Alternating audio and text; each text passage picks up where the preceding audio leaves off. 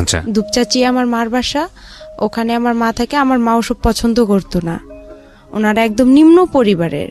বাবা খুব নিম্ন হ্যাঁ, পরিবারের ছিল। বাবা খুব নিম্ন পরিবারের ছিল, অশিক্ষিত ছিল, সে কিছু বুঝতো না, আর সে কোনো কর্মও পারতো না। আচ্ছা। তারপরে যাই হোক এভাবে মানে মা বাবা আমার যাই হোক সংসার হইতো। শুধু একটা কারণে আমার মা আমাকে নিয়ে নাকি, আমি জানি দাদি বলছে যে মা আমাকে নিয়ে ঘুমাইছে, আমার বাবা অনেক রাতে আসছে, আসার পরে আমার মা অনেক ঘুমন্ত ছিল, বাবা দরজা লক করছে, মা খুলতে পারেনি। এই জন্য বাবা একটা খারাপ ভাষা করে গালাগালি করছে মাকে। মা বলছে না আমি আর তোমার সংসারই করব না, চলে যাব। পরে মা চলে গেছে, আর আসতেছে না। পরে আমার দাদি ফুপু সবাই চেষ্টা করছে যে তাকে নিয়ে আসার জন্য। আমার মা বলছে যে না, বগুড়ার মানুষ বলতেছে আমি ওর ভাত আর খাবোই না, আমার ও বাচ্চা দিলে দিবে, না দিলে না, আমি ওর সংসার করব না। এত একটা নিম্ন পরিবারের, বাবার বাড়ি থেকে এত কিছু নিয়ে গেছি, তারপরেও আমার ওখানে জায়গা হচ্ছে না, বা ও আমার কথা শুনতেছে না, আমার প্রয়োজন নাই। তারপরে আমার বাবাকে একটা সুযোগ দেওয়া হয়েছিল যে আপনি ঘরটা ঠিক করেন, আমি আমার মার বাসা থেকে বাচ্চাকে নিয়ে বেড়ায় এসে। তারপর আমার মা বলছে যে তুমি ঘরটা ঠিক করে আমাকে নিতে এসো। পরে আমার বাবা কি করছে, সে ঘর ঠিক না করে আমার মাকে নিতে গেছে। পরে যাওয়ার পরে যাই হোক আমার মা পরে আসছে, আয়সা দেখে যে ঘর ঠিক হয়নি, না হওয়ার কারণে পরে মা বলতেছে আমি আর থাকবো না, চলে যাব। পরে আমার মা আমাকে নিয়ে চলে গেছে। আবার যাওয়ার পরে এক সপ্তাহ পর আমার নানি বাসা থেকে মাকে পাঠানো হয়েছে নাকি আমার দাদার বাসায়। আসার পরে আমার বাবা তখন বলে আমি আর রাখবো না তোমাকে। তখনকার হিসেবে আমার মা 10,000 টাকা, 3 ভরি স্বর্ণ, আর ঘরের যা জিনিসপাতি লাগে চাল ডাল শুরু করে সে সবকিছু নিয়ে আসছে। তারপর আমার বাবা ওগুলো কিচ্ছুই তাকে দেয়নি। মানে মা যখন আর কি চলে গেছে, যাওয়ার পর মাকে তো দেয়নি, না দেওয়ার কারণে বাবা তো ছোট বাচ্চা, আমি অনেক জিদ করতাম, অনেক খাইতে চাইতাম। একটা মেয়ে তো মানে 4 বছর বয়স, তখন তো তার মার আদরটা সবচেয়ে বেশি প্রয়োজন হয়, বাট আমি তো সেটা পাইনি। বাট না পাওয়ার কারণে দেখা যায় আমি বাবার কাছে সে জিদটা করছি। আমার ফুপি ছিল, দাদি ছিল, আমার দাদি অন্ধ, আমার বাবার কারণে অন্ধ হয়ে গেছে। আমার ফুপি রিলেশন করার জন্য আমার বাবাটা পছন্দ করতো না, আমার মা থাকাতে আমার ফুপি রিলেশন করতো। আর আমার মা যেহেতু ননদ আর ভাইয়ের বউ, মানে সব ফ্রি ভাবে বলতো আমার মাকে, তো ফুপি এসব করতো। আমার বাবা এসব শুনছিল, শোনার পরে দাদি বাতাস উঠছে অনেক, দাদিকে জুতা দিয়ে, বালু ছিল বাসায় অনেকগুলো, পরে আর কি বাবা হচ্ছে জুতা দিয়ে দাদিকে মারতে গিয়ে জুতার বালুগুলো দাদির চোখে গেছিল। তারপরে আর কি বাবা অনেক মারধর করতো, মানে অনেক জিদ করতো, মানে কিছু, কিন্তু দাদি ফুপু আমাকে কেউ মানুষ করেনি। সবারই পরিবার ছোট ছিল, আবার এতটা তারা অর্থ ছিল না, সবাই দিন মজুর করতো, কে আমাকে আর দেখবে, আমি তো ছোট বাচ্চা, এত কেয়ার দিয়ে তো রাখার মতো সময় নেই তাদের। পরে বাবার কাছে জিদ করতাম, বাবা মানে এই জন্য মারতো বেশি করে আমাকে।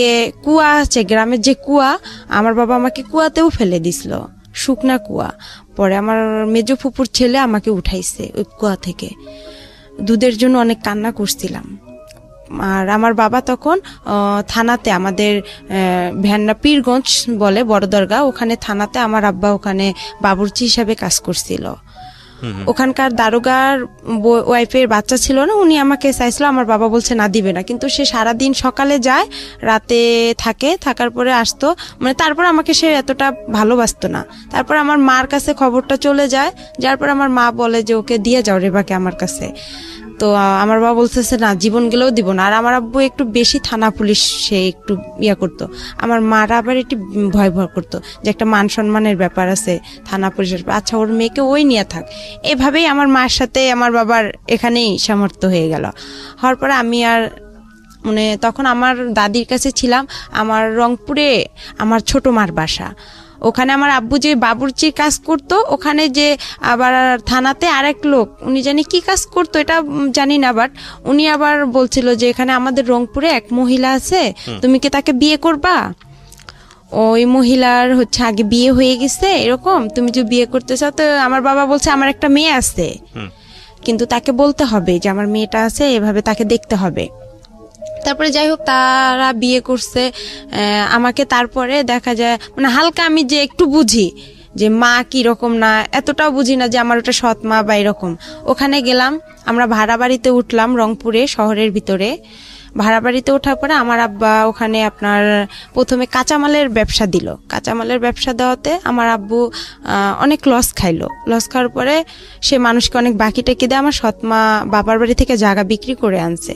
তারা আবার একটু স্ট্যান্ডার্ড ফ্যামিলি, সে আবার পছন্দ করতো না যে সে একদম রিক্সা চালাক ভ্যান চালাক, এটা তার একটা মানে মান সম্মানের ব্যাপার ছিল, সে চাইতো না। সে জায়গা বিক্রি করে না তাকে ওটা যে সে দেখে সেটাতেও লস খেলো। পরে তাকে কি করা হলো, রিক্সাতে দেওয়া হলো। রিক্সা চালায় আমার সৎমা আমাকে আবার এতটা ভালোবাসে না।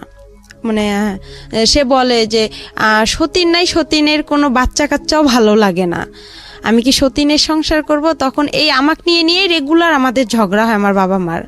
মানে আমি তো কোনো কথা বলতে পারি না, তখন আমার টাইফয়েড নিউমোনিয়া। তারপরে এভাবে আর কি মানে সে আমাকে নিয়ে তাদের খুব আপনার সৎমার ঝামেলা করতো? হ্যাঁ, অনেক ঝামেলা করতো, অনেক মারধর হইতো। এভাবেই আর কি দিনগুলো চলে গেল। 2-3 বছর চলে গেল। যাওয়ার পরে আমার সৎ নানার বাসায় চলে আসলাম আমরা। চলে আসার পর ওখানে আমার মানে সবাই আর কি মানে গ্রাম অঞ্চলে ও এক কথা বলতো, এক কথা বলতো, মানে আমার মার সব কথা শুনতাম। আচ্ছা, যাতে আমি এতটুকু আমার মেধাতে ছিল যাতে সে আমাকে ভালোবাসে, আমি যাতে তার কাছে মার আদরটুকু। আপনি কি ছোটবেলাতে বুঝতেন যে আমার সৎ মা আমার আসল মা না? এটা বুঝতেন? এতটা বুঝতাম না। আচ্ছা, ওই সময় অন্য কোনো ভাই বোন ছিল না? শুধু আপনি? না, শুধু আমিই ছিলাম। শুধু আপনিই ছিলেন। ওকে। তখন আমার মার এতটা বয়স ছিল না, আমার সৎ মার, ওনারও হালকা বয়স ছিল। জি। তারপরে নানার বাসায় আসলাম। আসার পর গ্রাম অঞ্চলে এক কথা বলে, ও এক কথা বলে, তখন আরো আমার খারাপ লাগে। তখনই আস্তে আস্তে বুঝতে পারি যে এটা আমার সৎ মা, বা যাই হোক আমাকে অনেক মারে, এটা করে। আমি সব কাজ করি তার মন জোগার জন্য। না, এখানে একটা আছে, আমার ভাই হয় শহরে, আমার একটা ভাই, ওই আমার সৎ মার ছেলে হয়, ওই ছেলেকে শহরে, তখন আমি সম্পূর্ণ দেখাশোনা করি। কিন্তু ওর যখন আমার মার গর্ভে থেকে হয়েছে তখন থেকে ওর আমি যে হাগু মুতু করে যে কাপড়গুলো আমি সম্পূর্ণ ধুয়ে দিছি, আমার সৎমাকে কিন্তু কিছু করতে দেনি। যাই হোক, ঠিক আছে, হ্যাঁ বলেন। তারপরে এখান থেকে আমরা চলে আসলাম আমার নানার বাসায়, শেখপাড়া, আমাদের রংপুরে। শেখপাড়া যখন আসলাম, আসার পরে ওখানে বড় হলাম আস্তে আস্তে। ওখানে আমাকে স্কুল ভর্তি করে দেওয়া হলো, প্রাইমারি স্কুলে। ওখান থেকে আমি মানে 3তে যখন উঠলাম তখন আমার বাবা কি করলো, আমার মার সাথে রেগুলার ঝগড়া হয়। আমার বাবা আবার সৎ মা, তারপরে ওনার যে ফ্যামিলি আত্মীয় স্বজন গুলো আছে তাদের সঙ্গে কথা বলে না। আবার যদি আমি একটু কথা বলি, দেখা যাচ্ছে আমার আব্বু মানে হাতের কাছে লাঠি পাবো বা যা দা বটি যেটা পাবে সেটা দিয়ে আমাকে মার শুরু করবে।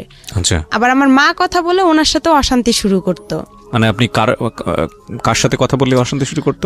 সেটা হচ্ছে আমার সৎ মার যে ফ্যামিলির যে কেউ হোক, তাদের সঙ্গে কথা বললেই সমস্যাটা? হ্যাঁ, সমস্যা করতো উনি। আমার মাও যদি কথা বললো তাও সমস্যা করতো আমার বাবা। আচ্ছা। এভাবেই দিনগুলো গেল। যখন আমি 3তে উঠলাম, 3তে ওঠার পরে আমার বাবা কি করলো, আমার মা ভ্যান কিনে দিল আমার বাবাকে।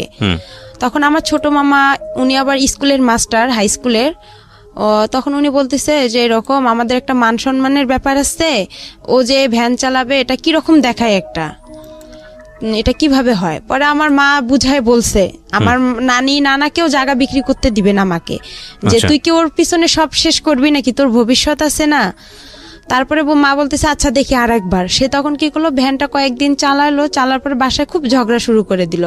আর আমার ছোট মার মুখের ভাষা অনেক খারাপ ছিল। আচ্ছা। মানে অনেক রং কথা বলে গালাগালি করতো, আমার বাবাও অনেক রং কথা বলে গালাগালি করতো, আমার খুব খারাপ লাগতো। আমি যদি ওখানে কথা বলতাম, দেখা যেত আমার বাবা আমার মার সাথে কিছু না করতে পেয়ে আমাকে সে দেখা যায় খুব মারধর করতো, এমন মারতো যে আমার শরীর ফেটে রক্ত বের হতো। আবার দেখা যেত আমাকে রশি দিয়ে সে হাত পাও বেঁধে রাখতো, বেঁধে ঘরে বন্দি করে রাখতো। তারপরে এভাবে মারতো। মারার পরে যাই হোক, সেদিন ও রাতে বাসায় কোনো খাবার দাবার কিছু আনে নেই, চাল ডাল কোনো তরকারি আনে নেই। আমার ভাইটাও ছোট। তারপরে ও একটু হাঁটে আস্তে আস্তে, ওরও মনে হয় 3 বছর কি 4 বছর। তখন বাবা কি করলো, আমি 3তে উঠলাম, আমার ফাইনাল পরীক্ষা দিতে হবে। পরে আমার বাবা কি করলো, ভ্যানটা নিয়ে আমার দাদার বাসায় চলে আসলো, ভ্যান্ডাবাড়িতে। ভ্যান্ডাবাড়িতে চলে এসে আমার বাবা 2-3 দিন ওখানে থাকার পরে ভ্যান বিক্রি করে দিছে। তখন আমার সৎমা বলতেছে, আবার আমার মামা নানা নানি সবাই বলতেছে যে ওর তো বাবা নাই, ও কি খাবে এখানে, তুই না হয় তোর সন্তানরে কাজ টাজ করে খাওয়াবি, তোর মেয়েরে কে খাওয়াবে, তোর সৎ মেয়েরে। পরে আমাকে ও বলতেছে তুমি তোমার বাবার কাছে চলে যাও, কি করবো। পরে আমি যাই হোক, আমার কাছে জানি কয়েকটা টাকা ছিল, ওখান থেকে 30 টাকা কি 25 টাকা তখন বাস ভাড়া লাগে।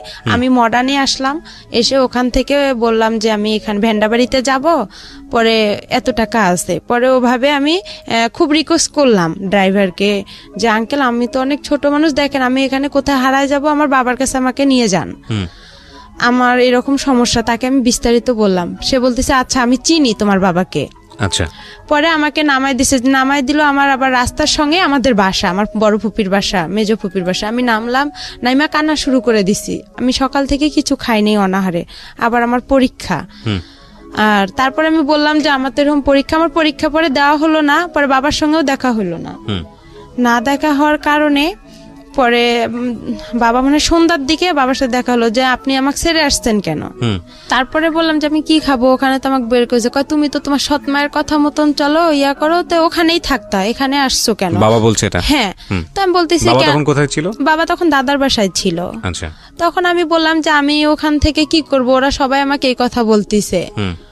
পরে ওখানে কোন থাকলাম। ক্লাসে পড়েন তখন? তখন আমি 3-তে। ক্লাস 3-তে, ওকে। তারপরে বাবা ওখানে কয়েক মাস থাকার পরে দেখা যায় আবার আমরা কি করলাম, বাবার আর মানে ভ্যানটা বিক্রি করে খাওয়া আর তো কিছু নাই তার, সে বিক্রি করে খাবে। আমার দাদি তো অন্ধ, তারও কিছু জিনিস ছিল, সেগুলোও সে দেখা যায় কিছু টাকা ছিল তার বয়স্ক ভাতা, এগুলাও সে মানে ঘরে চাল ডাল ছিল, বস্তা ছিল চালের, ধান ছিল, এগুলো সম্পূর্ণ খাওয়ার পরে আমার দাদিকে আর দেখতে পারে না। আমার দাদি কিন্তু অন্ধ। যাই হোক, এটা হওয়ার পরে বাবা কিছুদিন পর আমাকে নিয়ে আবার রংপুরে চলে গেল, শহরে লালবাগে কারমাইকেল কলেজের অপোজিট সাইডে, ওখানে আবার বাসা ভাড়া থাকে। ওখানে আমরা বড় একটা রুম নিলাম ছোট দেখে, আমার বাবা ওখানে রিক্সা নিল। পরে ওই আমার যে নানার বাড়ি, সৎ নানার বাসা, ওখান থেকে কিছু মামারা যাওয়া আসা করে, কাঁচামালের ব্যবসা আপনার সিও বাজারে, পৌর বাজারে তারা যায়, তাদেরকে আমি দেখি, বলে যে ওই যে রেবা, খালেদার মেয়ে, আমার সৎমার নাম ছিল খালেদা, বলে খালেদার মেয়ে। পরে এই কথা বলার পরে তা আমি বলতাম মামা আমরা তো এখানে আসছি এরকম বিষয়, দেখেন মা আর আব্বুকে আবার একসঙ্গে করা যায় নাকি। পরে আমি আবার অসুস্থ হইলাম।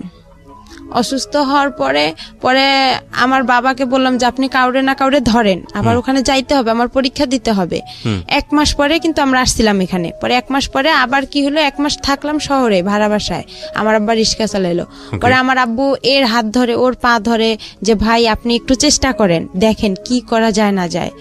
এভাবে মনে করেন আমার আব্বু একটু একটু করে আগাইলো। আগার পরে আমার মা আবার তাকে নিল। আচ্ছা। আবার নেওয়ার পরে সে আবার ওখানে গেল, যাওয়ার পরে তাকে বলা হলো যে আপনি ওদের সাথে কি কথা বলতে দিবেন, যারা আমার বাবাকে আমার মার সাথে যোগাযোগ করে দিচ্ছে তারা বলতেছে যে তুমি কি পারবা খালেদার বাবার মার সাথে কথা বলতে দিবা? তো বলতেছে হ্যাঁ আমি সব করব, আমি স্টামের উপর বনসই করব। এভাবে আমরা ওখানে আবার গেলাম। আমি 3-তে পরীক্ষাটা দিতে পারলাম, ফাইনাল পরীক্ষাটা। ম্যাডামরা বলতেছে যে তুমি এরকম করো, স্কুলে আসো না, এভাবে তো হয় না কারো একটা ক্লাস, আর তুমি এভাবে পারবাও না পড়তে, এটা সম্ভব? পরে আমার বাবা মাকে দুজনকেই ডাকছে যে ওকে আপনারা তো প্রাইভেট দেন না, কিছু দেন না। তারপরে আমার স্কুলের যে পাড়া প্রতিবেশী যারা আছে কিছুজন তো ভালো আছে, পরে ওনারা গিয়ে বলছে ওর সৎ মা, আচ্ছা, ওর সাথে এরকম করে, ওকে তো কিছু দেয় না। আমাকে আমার বাবা মা প্রাইভেট দিত না, আমি যে মাসে 300 টাকা করে পাইতাম আপনার, ওইটাও মনে করেন 3 মাস পর 300 টাকা করে সরকারে দিত প্রাইমারি স্কুলে। ওখান থেকে ওই টাকাটা কি করতো আমার বাবা মা খরচ করতো। আবার দেখা যাচ্ছে ও অনেকে পায়, অনেকের মা কি করতো একটা জামা কিনে দিত, একটা নাকে ফুল কিনে দিত। আমারও খুব ইচ্ছা হইতো যে আমি একটা নাকের ফুল নিব বা একটা জামা নিব, মানে খুব কষ্ট লাগতো, কিন্তু আমি বলতাম না ভয়ে যে আমি যদি আবার এরকম করে আমাকে নিয়ে যদি আবার চলে যায়, আমার পড়াশোনাটা এখানে আবার মিস হয়ে যাবে, আমি তখন কি করব, মানে চিন্তা করতাম। এভাবে হইতে হইতে আমার বাবা ফোরে উঠে আবার এরকম শুরু করে দিল, আবার একটা ভ্যান কিনে দিল আমার মা লোন করে কিস্তিতে। ওই ভ্যানটা নিয়ে আবার আমার বাবা এরকম চলে গেল। কিছুদিন পর চলে যাওয়ার পরে দেখা যাচ্ছে আর আমার মা নিচ্ছে না, তখন আমি আরো একটু বড় হয়ে গেলাম, হালকা একটু সাবাল্য হলাম, একটু বুঝতে পারলাম। পরে যাই হোক এভাবে হইতে হইতে মনে করেন প্রায় 2-3 মাস হয়ে গেল। আমি ফাইনাল পরীক্ষা দিলাম, আমি কোন রকম পাশ করছি, এটাকে পাশ বলে না। তারপরে ম্যাডামেরা আমাকে উঠাই দিল। আমি কি করলাম, আমি তো পড়াশোনা করিনি, আমি কি করলাম, আমার পাশে আমার এক বান্ধবী ছিল রিপা, আশামণি, ওদেরকে দেখতে চাইতাম। ওরা লিখতো পরীক্ষার খাতা, আমি ওদের একটু উকি মেরে দেখতাম, কিন্তু ওরা আমাকে দেখাইতো না যে ওরাও তো নাম্বার কম পাবে।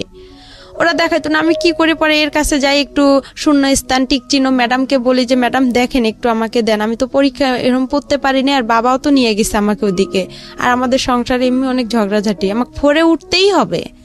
পরে ম্যাডামও যাই হোক বলে দিত, পরে বলতো আচ্ছা রে বা ঠিক আছে। ম্যাডাম শূন্য স্থান টিক চিহ্ন আমার সম্পূর্ণ বলে দিত, কাউকে বলে দিত না, আমাকে বলে দিত। আবার ছোট প্রশ্নগুলোও বলে দিত, লেখেও দিত। উনি আমাকে অনেক হেল্প করছে ম্যাডামেরা। এভাবে ফোরে ওঠার পরে আবার উনি ওই রকম করলো।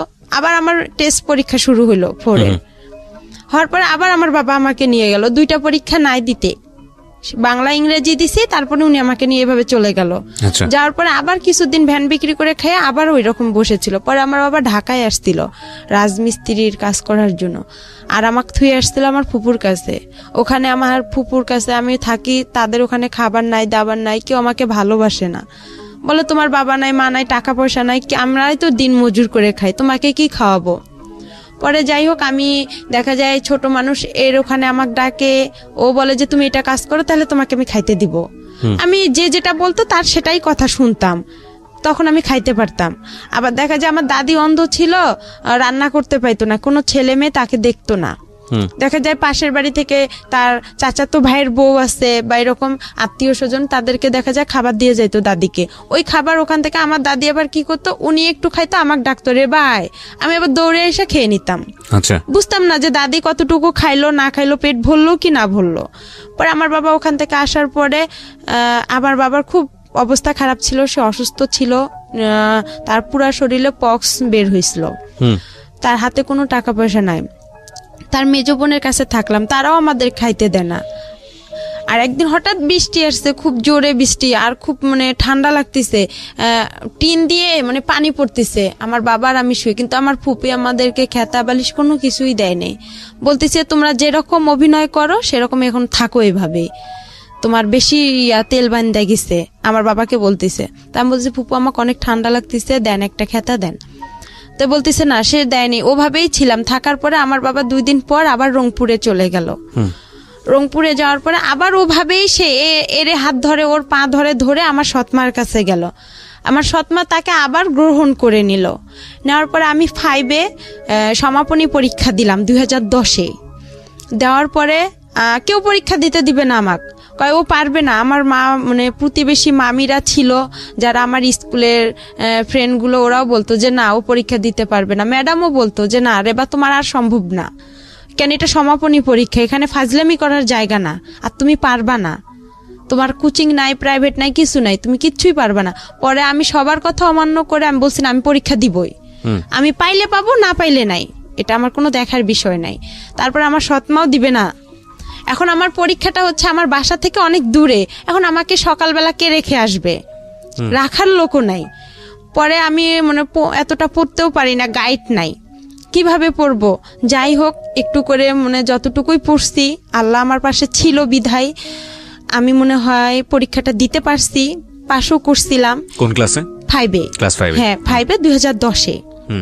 পরে আমার একটা মামাতো ভাই আমাকে রেগুলার রেখে আসতো সকালবেলা, আর আসার সময় আমি হেঁটে আসতাম, বান্ধবীদের সাথে হেঁটে আসতাম। ওখানে একটা ছেলের সঙ্গেও আসতাম। ওই ছেলেটাকে আমার প্রথম 5-এ ওকে পছন্দ হয়েছিল। ওর নাম হেলাল ছিল, ওর বাসা আমাদের ওখানে পানবাড়িতে। ওকে খুব আমি পছন্দ করছিলাম, কিন্তু ও বুঝতো না যে আমি ওকে কতটা পছন্দ করি, আর আমিও বুঝতাম না যে প্রেম কি জিনিস, কিন্তু ভালো লাগতো ওকে। কোন ছেলেটাকে? এটা হেলাল, ওর নাম হচ্ছে হেলাল। আমাদের স্কুলে না, ওই অন্য স্কুল থেকে আর কি পরীক্ষা দিতে গেছিলাম আমরা। আচ্ছা, ও একই ক্লাসে ছিল? হ্যাঁ একই ক্লাসে সমাপনী পরীক্ষা দিতে গেছিলাম। ওকে।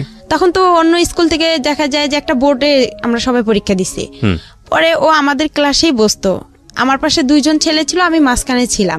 পরে ওদের দেখছি, আমি নিজেও কিছু বাসায় পড়ছিলাম, ওগুলা দেখে আমি পরীক্ষা দিছিলাম। পরে ওই ছেলেটাকে খুব পছন্দ হয়েছিল, মানে ওর সাইকেলে আমি একদিন আসছিলাম, আর বাকি দিনগুলো আমি হেঁটে হেঁটেই আসছি। আর তখন খুব কষ্ট লাগতো, আর আমি মানে অনেক কিছু খাইতে ইচ্ছা করছিল, যে পরীক্ষা দিতে আসছি আমি কিছু খাই, বা অনেকে তো খাইতেছে, আমার সেরকম টাকা ছিল না। বাবা চুরি করে আমাকে যে টাকাটা দিছিল আমি ওই টাকাটা খাইতাম না, যে টাকাটা আমি জমা হয়। আমার আবার একটু চুল বড় ছিল, আর আমি সাজগোজ খুব পছন্দ করি।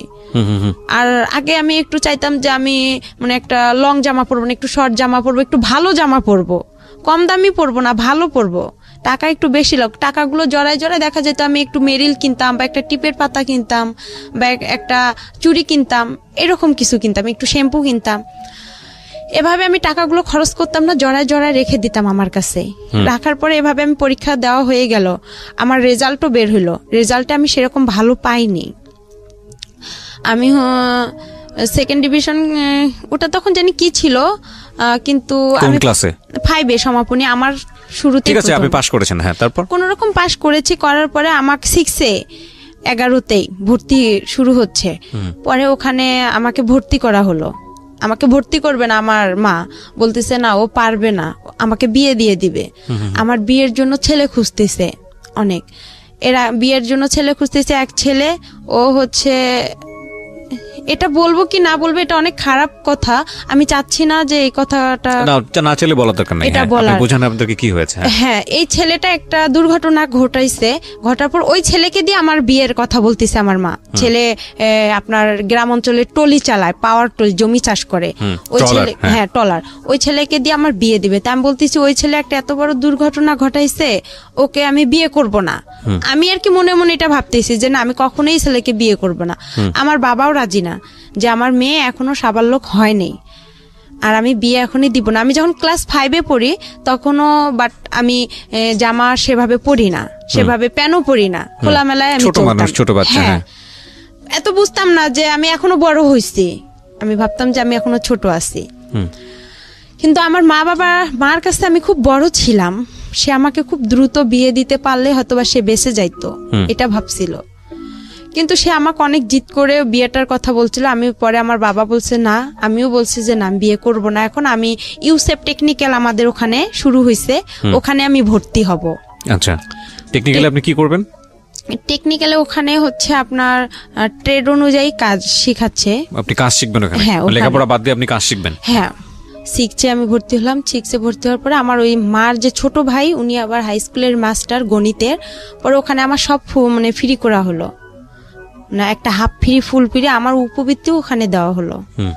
দেওয়ার পরে আবার 6 পড়ার সময় আবার আমার বাবা পাগলামি শুরু করে দিল, ওই আগেরটাই। আবার উনি চলে গেল, যাওয়ার পরে আমি আর চলে গেলাম না, আমিও থাকলাম। থাকার পরে দেখা যায় আমার বাবা আসতেইছে না আর। তখন আমার মার বার ভ্যানটা দেয়নি, ভ্যান বাসায় ছিল। পরে আবার বাবা চলে গেল, পরে আমিও আবার 2-3 দিন এখানে থাকার পরে, রংপুরে থাকার পরে, নানার বাসায় থাকার পরে আমিও চলে গেলাম দাদার বাসায়। যাওয়ার পরে আবার বাবাকে নিয়ে আসলাম, নিয়ে আসার পরে আবার আমরা ভাড়া বাড়িতে উঠলাম। ওখানে আমার মিস গেল, যাওয়ার পরে আবার আমরা ভাড়া বাড়িতে উঠলাম। ওঠার পরে আবার ওখানে আমার বাবা আবার রিক্সা নিল।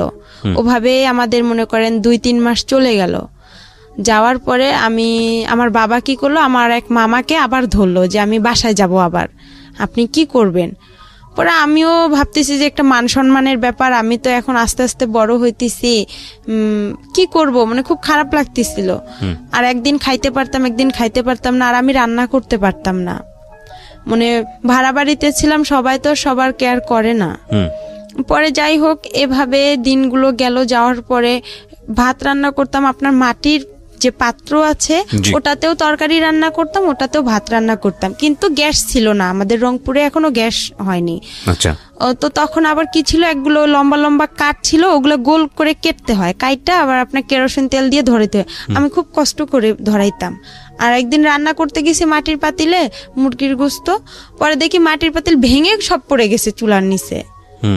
ওগুলো আপনি কি রান্না করেন নিজের জন্য খাওয়ার জন্য? হ্যাঁ, নিজে, বাবার জন্য আর আমার জন্য খাবার। এখন হোটেল থেকে খাবার খাওয়া তো আর পোষাইতো না। বাবা যে ইনকাম করতো সেই ইনকামে দেখা যায় রিস্কার যে আপনার যে ভাড়াটা ওখানে মানে ইনকাম করে নাকি রাতে আবার একটা জমা দিতে হয়, সে জমাটা যদি এখন দেয় তাহলে আমাদের আর খাবারের টাকা থাকতো না। আমার বাবা যে এদিকে যাওয়ার জন্য এর কাছে যাইতো, ওর কাছে যাইতো, দেখা যায় সে সময় পাইতো না, যে ইনকামটা করতো জমাটাই দিতে পারতো না, তাহলে কিভাবে খাবো? একবেলা রান্না করতাম, 2 বেলা খাইতাম। সেদিন আবার ওগুলো পড়ে গেছে। আমার বাবার সঙ্গে থাকতেন থেকে ওই টেকনিক্যালি ওটা পড়াশোনা করতেন না, ওটা ওখানেই আপাতত বন্ধ থাকলো। ভর্তি হওয়ার কথা ছিল, কিন্তু এই যে বাবা মাঝখান থেকে চলে আসলো আর ওটা ভর্তি আমার বাবার সঙ্গে থাকতেন, বাবাকে রান্না করে খাওয়াতেন। হ্যাঁ, আর মা থাকতো হচ্ছে বাড়িতে। হ্যাঁ, মা থাকতো নানার বাসায়, আমার ভাইকে নিয়েই থাকতো। আপনি মার সঙ্গে থাকতে পারতেন না কারণ সৎমা আপনার সঙ্গে খারাপ আচরণ করতো। সে চিন্তা করতো যে আমি ইনকাম করতে পারি না, ওকে খাওয়াবো কি? আমার তো ছেলে আছে, তাকে তো খাওয়াইতে হবে। ওকে, আপনার বাবা খরচ দিত না আপনার সৎ মাকে? না, সে খরচ দিত না, টোটালি বন্ধ ছিল। ঠিক আছে, বলেন। তারপরে যাই হোক, এভাবে আর কি আমি ওখানে পরে মুরগির মাংস পড়ে গেছে, আর অনেক শীত ছিল। আমার বা একটা চকি ছিল, ভাড়া বাসায় একটা চকি দিত বাড়িওয়ালারা, চকিতে খেতা বালিশ কোনো কিছুই ছিল না।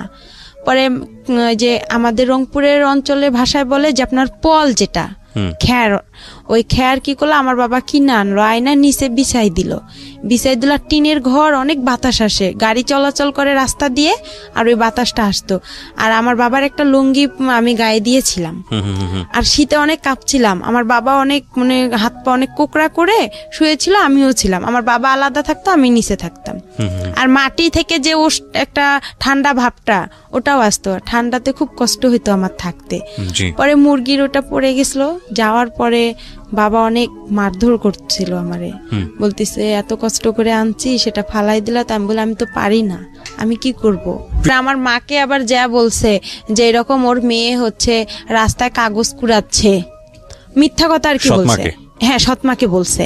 পরে আমার বাবা আবার কি করছে, এই কথা শুনতে পারছে, শুনতে পাইরা আবার বলতেছে যে তুই কি কাগজ কুড়াইছিস? তা আমি বলতেছি না, আমি এসব জানি না।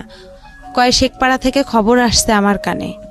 তা আমি বলছি আমি বলতে পারি না। পরে এমনও খবর গেছে, আপনি কাগজ কুড়িয়েছিলেন? না, কিন্তু আমার মার কানেই খবরগুলো দিয়ে দিছে, যে মামারা আমাকে দেখছিল বা ভাই প্রতিবেশী যারা দেখছিল তারা আর কি এই ধরনের কথাগুলো আমার মাকে গিয়ে বলছে, যে আমাকে নাকি ভূত ধরছে, আমি পাগল হয়েছি, এরকম। কিন্তু আমি অসুস্থ হয়েছিলাম, এটা একটা মিথ্যা কথা বলছিল আমার বাবা, যে আমার মেয়ে একটু খুবই অসুস্থ, আর মাকে দেখার জন্য অনেক পাগল হয়ে গেছে।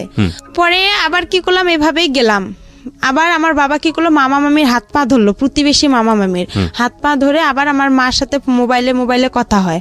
আমার মা আমার হচ্ছে মামিদের মোবাইল থেকে আমার বাবার সাথে কথা বলে, আমিও কথা বলি যে আমাদেরকে নিয়ে যান, আমাদের এখানে খুব কষ্ট হইতেছে। আর এরকম সৎমাকে। হ্যাঁ। তো আপনি আসল মার সঙ্গে যোগাযোগ করছিলেন না কেন?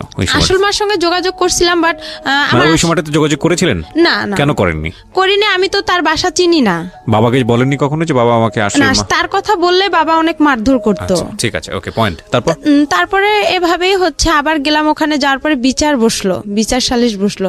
আমার বাবা আবার আমাকে শিখাই দিছিল যে তুমি ভূতের অভিনয় করবা। পরে আমি আবার কি করলাম, যে আমার মাথা ভারী হয়ে গেছে, আমার খুব খারাপ লাগতেছে, হাত পা জ্বালাজ্বালি করতেছে। মানে আমাকে বলতেছে যে তুমি এরকম করলে তোমার মা তোমাকে ওখানে রাখবে, আমাকেও রাখবে।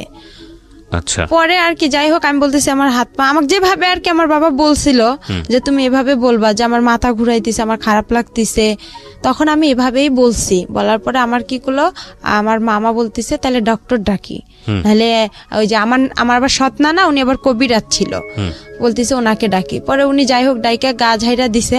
আমি আর পাইতেছি না যে আমি আর কি বলবো না, আর এসব করাটাও ঠিক না, আমি মনে মনে চিন্তা করতেছি। পরে আমি পানি টানি খেয়ে একদম ফুল রেস্ট নিলাম। পরে দেখতেছি ওরা সবাই মিলে যাই হোক আমার মা আর বাবাকে একসঙ্গে করে দিল। দেওয়ার পরে ওখানে থাকার পরে 2-1 মাস হয়ে গেল।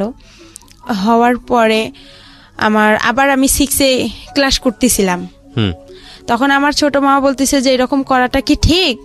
পরে আমার তো কোচিং নাই, 6-এ সবাই ভর্তি হয়ে আপনার গণিত, ইংলিশ সেকেন্ড পার্ট, এগুলোর বিজ্ঞান, এগুলোর কোচিং করে। তখন ওরা সবাই বলতেছে কিরে রে বা তুই মিটু স্যারের কাছে ইংরেজি পড়বি? তখন আমি বাসায় এসে বললাম যে এরকম প্রাইভেট দিতে হবে, তো আমারে কোচিং করতে হবে, না হলে স্যারেরা অনেক বকাবকি করে। পরে আমার ছোট মামা, আলমগীর মামা আমাদের ক্লাস নিল, প্রথম ক্লাস গণিত। সেদিন উনি অঙ্ক দিছে, আমি অঙ্ক পারিনি। না পারার কারণে আমার মামা আমাকে 2 হাতে মানে একটা বড় বাঁশের লাঠি দিয়ে আমার 2 হাতে 6টা কি 5টা মারছে, অনেক জোরে জোরে। ক্লাস 6-এর ঘটনা? হ্যাঁ, ক্লাস 6-এর ঘটনা। কেন পারোনি? পরে আমি টেনশন, বাসায় আসলাম, আইসা খারাপ লাগলো যে আপন মামা হলে কি পারতো সে আমাকে মারতে? সে তো জানে যে আমাদের ফ্যামিলির অবস্থাটা কি, আর আমি তো কোচিং করতে পারবো না, আমার তো সেরকম সামর্থ্য নাই, আর আমি কোনো স্যারের কাছেও যা বলতে পারবো না। কিন্তু আমার মামার এখানে আরো একটা ভুল হয়েছে, সে বুঝতে পারছিল যে তার বোনের এতটা সমস্যা, আমার বাবার অবস্থা খারাপ, তার একটা উচিত ছিল যে তার সবগুলো স্যারদের সঙ্গে কথা বলে আমাকে সব হাফ ফুল মানে ফ্রি করে দিছে, স্কুলের যে বেতন মাইনাগুলো দেওয়া লাগবে না, উপবৃত্তি করে দিছে। তার একটা উচিত ছিল যে একটা এরকম অসহায় মেয়ে সবাই থেকেও না থাকা, তাকে আমরা একটু যদি কোচিং দেই, সব স্যারেরা মিলে সবাই যদি একটু হেল্প করতাম, তাহলে আজকে হয়তো বা আমার জীবনটা আরো বেশি ভালো হতো। তারপরে এভাবে আমি আবার কি করলাম যে দেখি কোচিং টুচিং পাইতেছি না, পরীক্ষাও দিতে পাইতেছি না। পরে আমি কি করলাম, ওই যে আপনার টেকনিক্যালে ভর্তি হওয়ার জন্য আমি বাসা থেকে মাকে চাপ দিলাম। আচ্ছা। পরে আমার কাছে কিছু টাকা ছিল, আমার দাদিও কিছু টাকা দিছিল, ওই দিয়ে আমি 2টা মুরগি কিনছিলাম বাসায়। মুরগি কেনার পরে আমার আবার যে বয়সটা, এই বয়সে আবার আমার জন্ম নিয়ন্ত্রণের কার্ড হবে না, জন্ম নিবন্ধন। হ্যাঁ, জন্ম নিবন্ধন, ওটা কার্ড হবে না। না হওয়ার কারণে এখন ওখানেও তো আমাকে ভর্তি নিবে না। ওখানে যে আপুগুলো পড়ছে ওদের সাথে আমি যোগাযোগ করছি যে আপু আমিও টেকনিক্যালে ভর্তি হব। পরে আমি গেলাম, আমাকে স্যারেরা বলতেছে তুমি অনেক ছোট, তোমার বয়স নাই, তোমাকে এখানে নেওয়া যাবে না। আর এখানে আমরা সাধারণত নেই 13 থেকে 14 বছরের মেয়েদেরকে, তোমার তো সে বয়সটা এখনো হয়নি, কিন্তু কথাই বলতে পারবে না। পরে আমি বললাম স্যার আপনারা তারপরে দেখেন না, এখানে তো গরিব অসহায় মেয়েদেরকে বেশিরভাগ নেওয়া হয়, যাদের পরিবার খারাপ। তারপর আমি বললাম যে আপনি আমার বাসায় যায়েন, যাওয়ার পরে দেখেন। পরে সেদিন গেলাম, নিল না আমাকে। তারপরে আবার আমি বাসায় আসলাম, আসার পরে মাকে বললাম যে আমাকে তো নিতেছে না। পরে আমার মামা, যে ছোট মামা গণিত মাস্টার, ওনার সঙ্গে আবার আমাদের হচ্ছে ওখানকার একজন ভালো ব্যক্তি, উনি খুব প্রভাবশালী লোক, ওনার সাথে আবার আমার মামার খুব ভালো একটা সম্পর্ক। পরে আমার মা কি করলো, ওনাকে বললো, ওনার দ্বারাই আবার কি করলো, ওনাকে বললো যে আমার ভাগ্নিটা এরকম টেকনিক্যালে ভর্তি হতে চাচ্ছে, ফ্যামিলি এরকম, একটু আপনি চেষ্টা করে দেখেন। উনি আবার হচ্ছে আমি যে প্রাইমারি স্কুলে পড়ছি ওই ম্যাডামের হাজবেন্ড। ও পরে এখন হচ্ছে আমার ম্যাডামও বলছে যে, ম্যাডামের বাসায় 2-3 দিন গেছিলাম, যাওয়ার পরে ম্যাডামকে বলছে যে আমার ম্যাডাম এরকম অবস্থা, আপনি তো সবকিছুই জানেন। ম্যাডামরাও সবাই জানতো যে আমার ফ্যামিলিটা এরকম। জানার পরে যাই হোক, ম্যাডাম কি করছে, আবার ওনার হাজবেন্ডকে বলছে, রেবাকে দেখো একটু চেষ্টা করে টেকনিক্যালে ভর্তি করে দেওয়া যায় নাকি। পরে স্যার উনি আবার গেল, যাওয়ার পরে স্যারের সঙ্গে কথা বললো ইউসেফ টেকনিক্যালে। বলার পরে স্যার বলতেছে আচ্ছা ঠিক আছে, আমরা দেখবো, আমরা আগে বাড়ি দেখবো, উনি বড় লোক না কি রকম, আপনাদের কথায় তো এখানে বিশ্বাস হবে না, আমরা নিজে গিয়ে যাচাই করে তারপরে নিব। আর উনি তো অনেক ছোট, তো বলতেছে একটু দেখেন, চেষ্টা করে নেওয়া যায় নাকি। পরে এভাবে ওনারা আসলো, আসার পরে আমার বাসায় আমার এক খালা ছিল প্রতিবেশীও, পরে বলতেছে রেবাদের বাসা কোনটা। পরে আমি ওখানে আবার নাম চেঞ্জ করছিলাম, আমার নাম হচ্ছে আবার রেবা, 2 জন ছিলাম আমরা, থাকার কারণে নামটা হচ্ছে, আমার সাথে আরেকটা আপু ছিল, উনি আবার বলতেছে তুমি এত অসহায়, তো তোমার নামটা একা দিয়ে দেই। তা আমি আর এতটা বুঝি না, আমি বলছি আচ্ছা আপনাদের যেটা ভালো হয়। আর আমি আবার সবসময় বেশি এটা বুঝি যে আমাকে যে ভালো, মানে আমার একটা কোনো কিছু পছন্দ হলো অন্যের উপর আমি বেশি নির্ভর করি, আমি নিজের উপর নির্ভর করি না, যে অন্য তো আমার জন্য ভালোই বোঝে, আমার ভালোটা তো আমি কি আর বুঝবো। পরে ওই নামটা দিলাম, পরে আয়সা বললো একা, বলছে পরে চেনে নে, বলছে একা আক্তার রেবার বাসা কোনটা, বলে রেবার বাসা বাবা একরামুল, মা খালাদা। বলার পরে আমার খালা বলতেছে ওইটা, ওর বাবা কি করে। আমি আবার তখন কি করছিলাম, মানুষের বাসায়, আমার মামার বাসায় ভুট্টা যে ছিলে, ওই ভুট্টা ছিলতে বসছি বৃষ্টির দিন।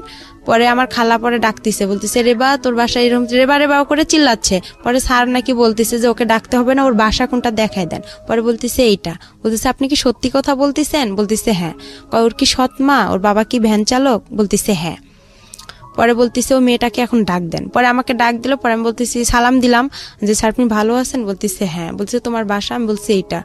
তুমি যে ওই পাকা বাসা থেকে বের হয়ে আসলা, আমি বলছি স্যার ওটা আমাদের বাসা না, আমি ওখানে ভুট্টা খুলতে গেছিলাম আর কি, ভুট্টা খুললে আর কি ওগুলা খড়ি, আমাদের অঞ্চলে বলে যে খড়ি, লাকড়ি রে, ওইটা আনার জন্য গেছিলাম। তোমার মা, আমি কই আমার মা তো গরুর জন্য ঘাস কাটতে গেছে, আর আমার বাবা ভ্যান নিয়ে গেছে। বলার পরে বলতেছে আচ্ছা তুমি তাহলে পরীক্ষা দিতে আসো অমুক দিনে।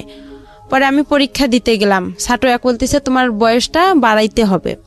পরে আমি কি করলাম, মা আসলো ঘাস কাইটা, আসার পরে মুরগির মাকে বললাম যে এরকম স্যার আসছিল বাসা দেখার জন্য, দেখছে আমারে ডাকছে, মানে জন্ম নিবন্ধন, তারপরে চেয়ারম্যান সার্টিফিকেট, স্কুলের 8 পাসের সার্টিফিকেট লাগবে।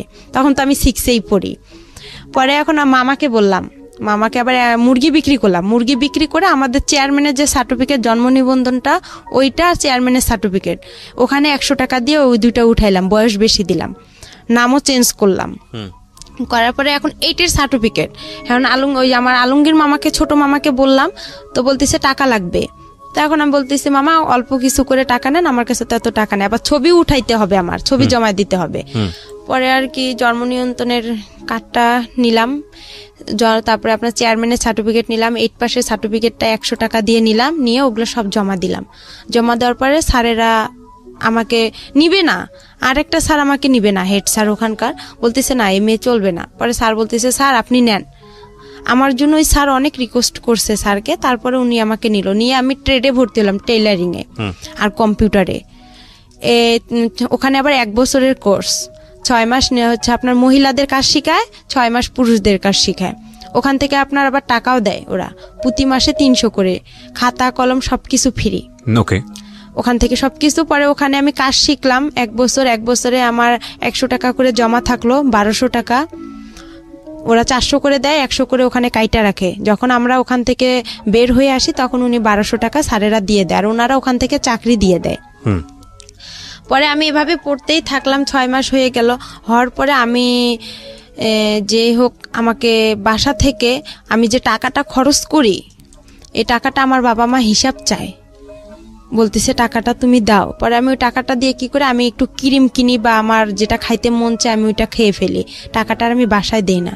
আর টাকাটা দিয়ে বাসায় দিই না, তখন ওখান থেকে আবার কি করি মার জন্য আপনার ব্লাউজ কিনি, পেটিকোট কিনি। কিসের কাজ করতেন আপনি ওই সময়টা? ওখানে টেইলারিং এর কাজ করতেন। টেইলারিং কাজ করতেন। লেখাপড়া বন্ধ হয়ে গেল? হ্যাঁ, লেখাপড়া আমার টোটালি বন্ধ হয়ে গেল। ক্লাস 6 এ থাকা অবস্থায়? হ্যাঁ। ওকে, বন্ধ হয়ে গেল। হওয়ার পরে আমি ওখানে কাজ শিখতেছি, শেখার পরে ওখান থেকে কি করি যে জামা কাপড় বানানো হয়, ওখান থেকে আবার বিক্রি হয়। তা আমি আবার কি করি, সবাই সবার মার জন্য নেয়, আমি আমার মার জন্য ব্লাউজ পেটিকোট এগুলো ওখান থেকে বানাই নিতাম টাকা দিয়ে। আমার যে টাকাটা পাইতাম আমি প্রতি মাসে 1 মাস পার পর 300 টাকা, ওইটা দিয়ে আমি কি করলাম আমার মার জন্য ব্লাউজ নিতাম, এটা নিতাম, আমার ভাইয়ের জন্য নিতাম, বা মাঝে মধ্যে বাসায় খাবার টাবারও নিয়ে আসতাম। এভাবে আমার কয়েকটা দিন চলে গেল প্রথম নতুন ভর্তি অবস্থায়। যাওয়ার পরে তারপরে আবার কি করলো, আমি হচ্ছে ওখানে আমার যে ওই আমার মার সৎ মার বড় ভাইয়ের ছেলে, নাম ওর হচ্ছে আলামিন। তখন এখন আমি আবার কি করলাম, আমার ছোট অবস্থায় আমি আবার রিলেশন মানে এতটা বুঝতাম না, কিন্তু ভালো লাগতো। আলামিনের আগে হচ্ছে ওখানে আরেক মামাতো ভাইয়ের সাথে তার সঙ্গে আর কি আমার সম্পর্ক হয়ে যায়। ও হচ্ছে টেকনিক্যালে পড়ে, ও আগে বের হইছে। পরে বের হওয়ার পর ওই আমাকে ওখানে ভর্তি করাইছে, মানে খোঁজ দেওয়াইছে যে এখানে ইউসেফ টেকনিক্যাল হইছে। পরে ওই ছেলে আর কি ওর সাথে আমার কয়েকদিন কথা হয়, হওয়ার পরে এটা নিয়েও আমার বাসায় খুব অশান্তি শুরু হয়। আমার মা আমাকে অনেক মারধর করে। আর আমি যে টেকনিক্যালে আপনার সকাল আমার 8টা বাজে মানে ক্লাস শুরু হইতো, আমি সকালবেলা উঠতাম, উঠে আপনার আরবি পড়তে যাইতাম, মুক্তব বলে, মুক্তবে যাইতাম। ওখান থেকে এসে আবার বাসায় প্লেট টেলেট ঘরটা ঝাড়ু দিতাম, আবার গোবর যে উঠায় আমাদের গরু ছিল গোয়াল ঘর, এগুলো পরিষ্কার করতে, হ্যাঁ এগুলো সম্পূর্ণ কাজ করতাম। করে ভাত পাইলে পাইতাম, না পাইলে এভাবে আমি অনাহারে চলে যাইতাম। আর আসতাম 1টা বাজে, 1টা বাজে আসে আমি আবার কি করতাম, উঠান ঝাড়ু দিতাম, সব কাজকর্ম করে তারপরে একটু ভাত খাইতাম। খাইয়া যদি একটু বিশ্রাম নিতাম, মা চিল্লাচিল্লি করতো, অনেক গালাগালি করতো খারাপ ভাষা করে। পরে বলতো যে, আর ওই ছেলের সাথে আমাকে যখনই একটু দেখতো তখনই আমার মা মনে করতো যে আমি কি না কি করে ফেলছি। আইসা আমাকে মনে করেন হাতে যদি পাশুন থাকতো পাশুন দিয়ে মারতো, লাঠি পাইতো লাঠি দিয়ে মারতো। খুবই অশান্তি শুরু করতো আমার ওই মা। আর আমি ভালো ঠিকভাবেও আমার মা আর বাবার কাছে আমি এমন কিছু পাইনি যে তারা আমাকে আদর দিছে, ভালোবাসা দিছে, মানে এতটুকু পাইনি।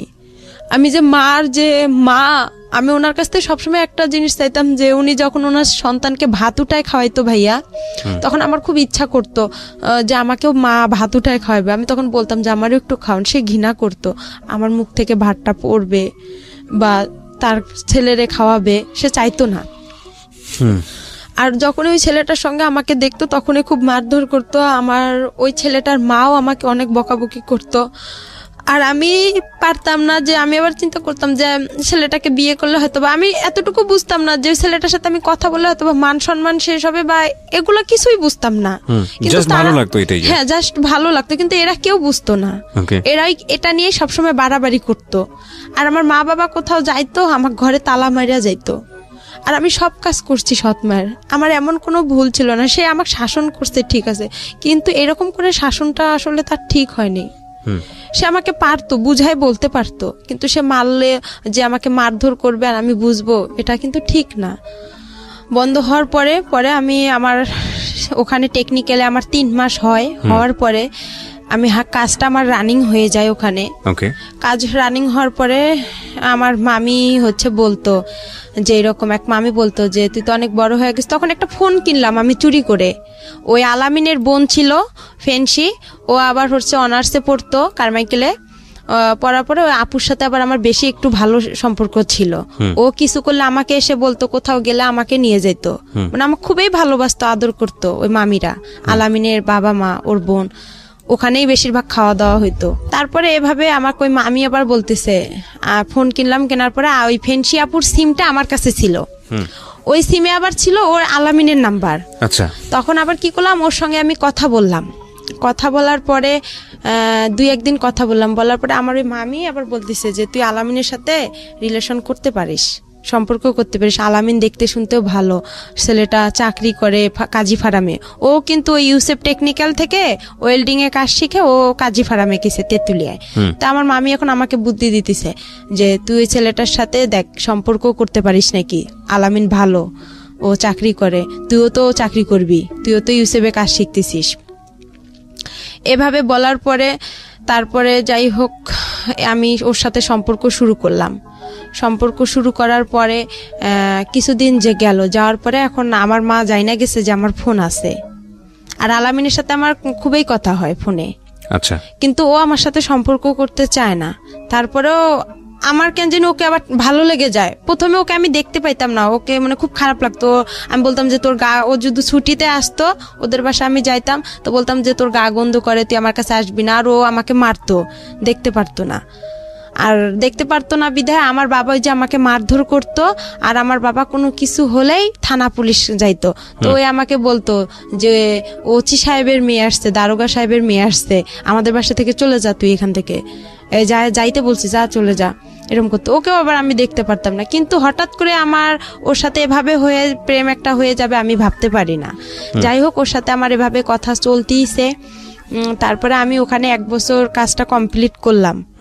করার পরে ও আসলো চাকরি থেকে। আমি আবার চাকরিতে যাব, আপনার ছাড়েরা চাকরিতে দিবে। আমার বাসা থেকে কেউ আমাকে চাকরিতে যাইতে দিবে না, আমার সৎমা যাইতে দিবে না, বিয়ে দিয়ে দিবে আমার। বলতেছে বাহিরে মানুষ যাওয়া ভালো না।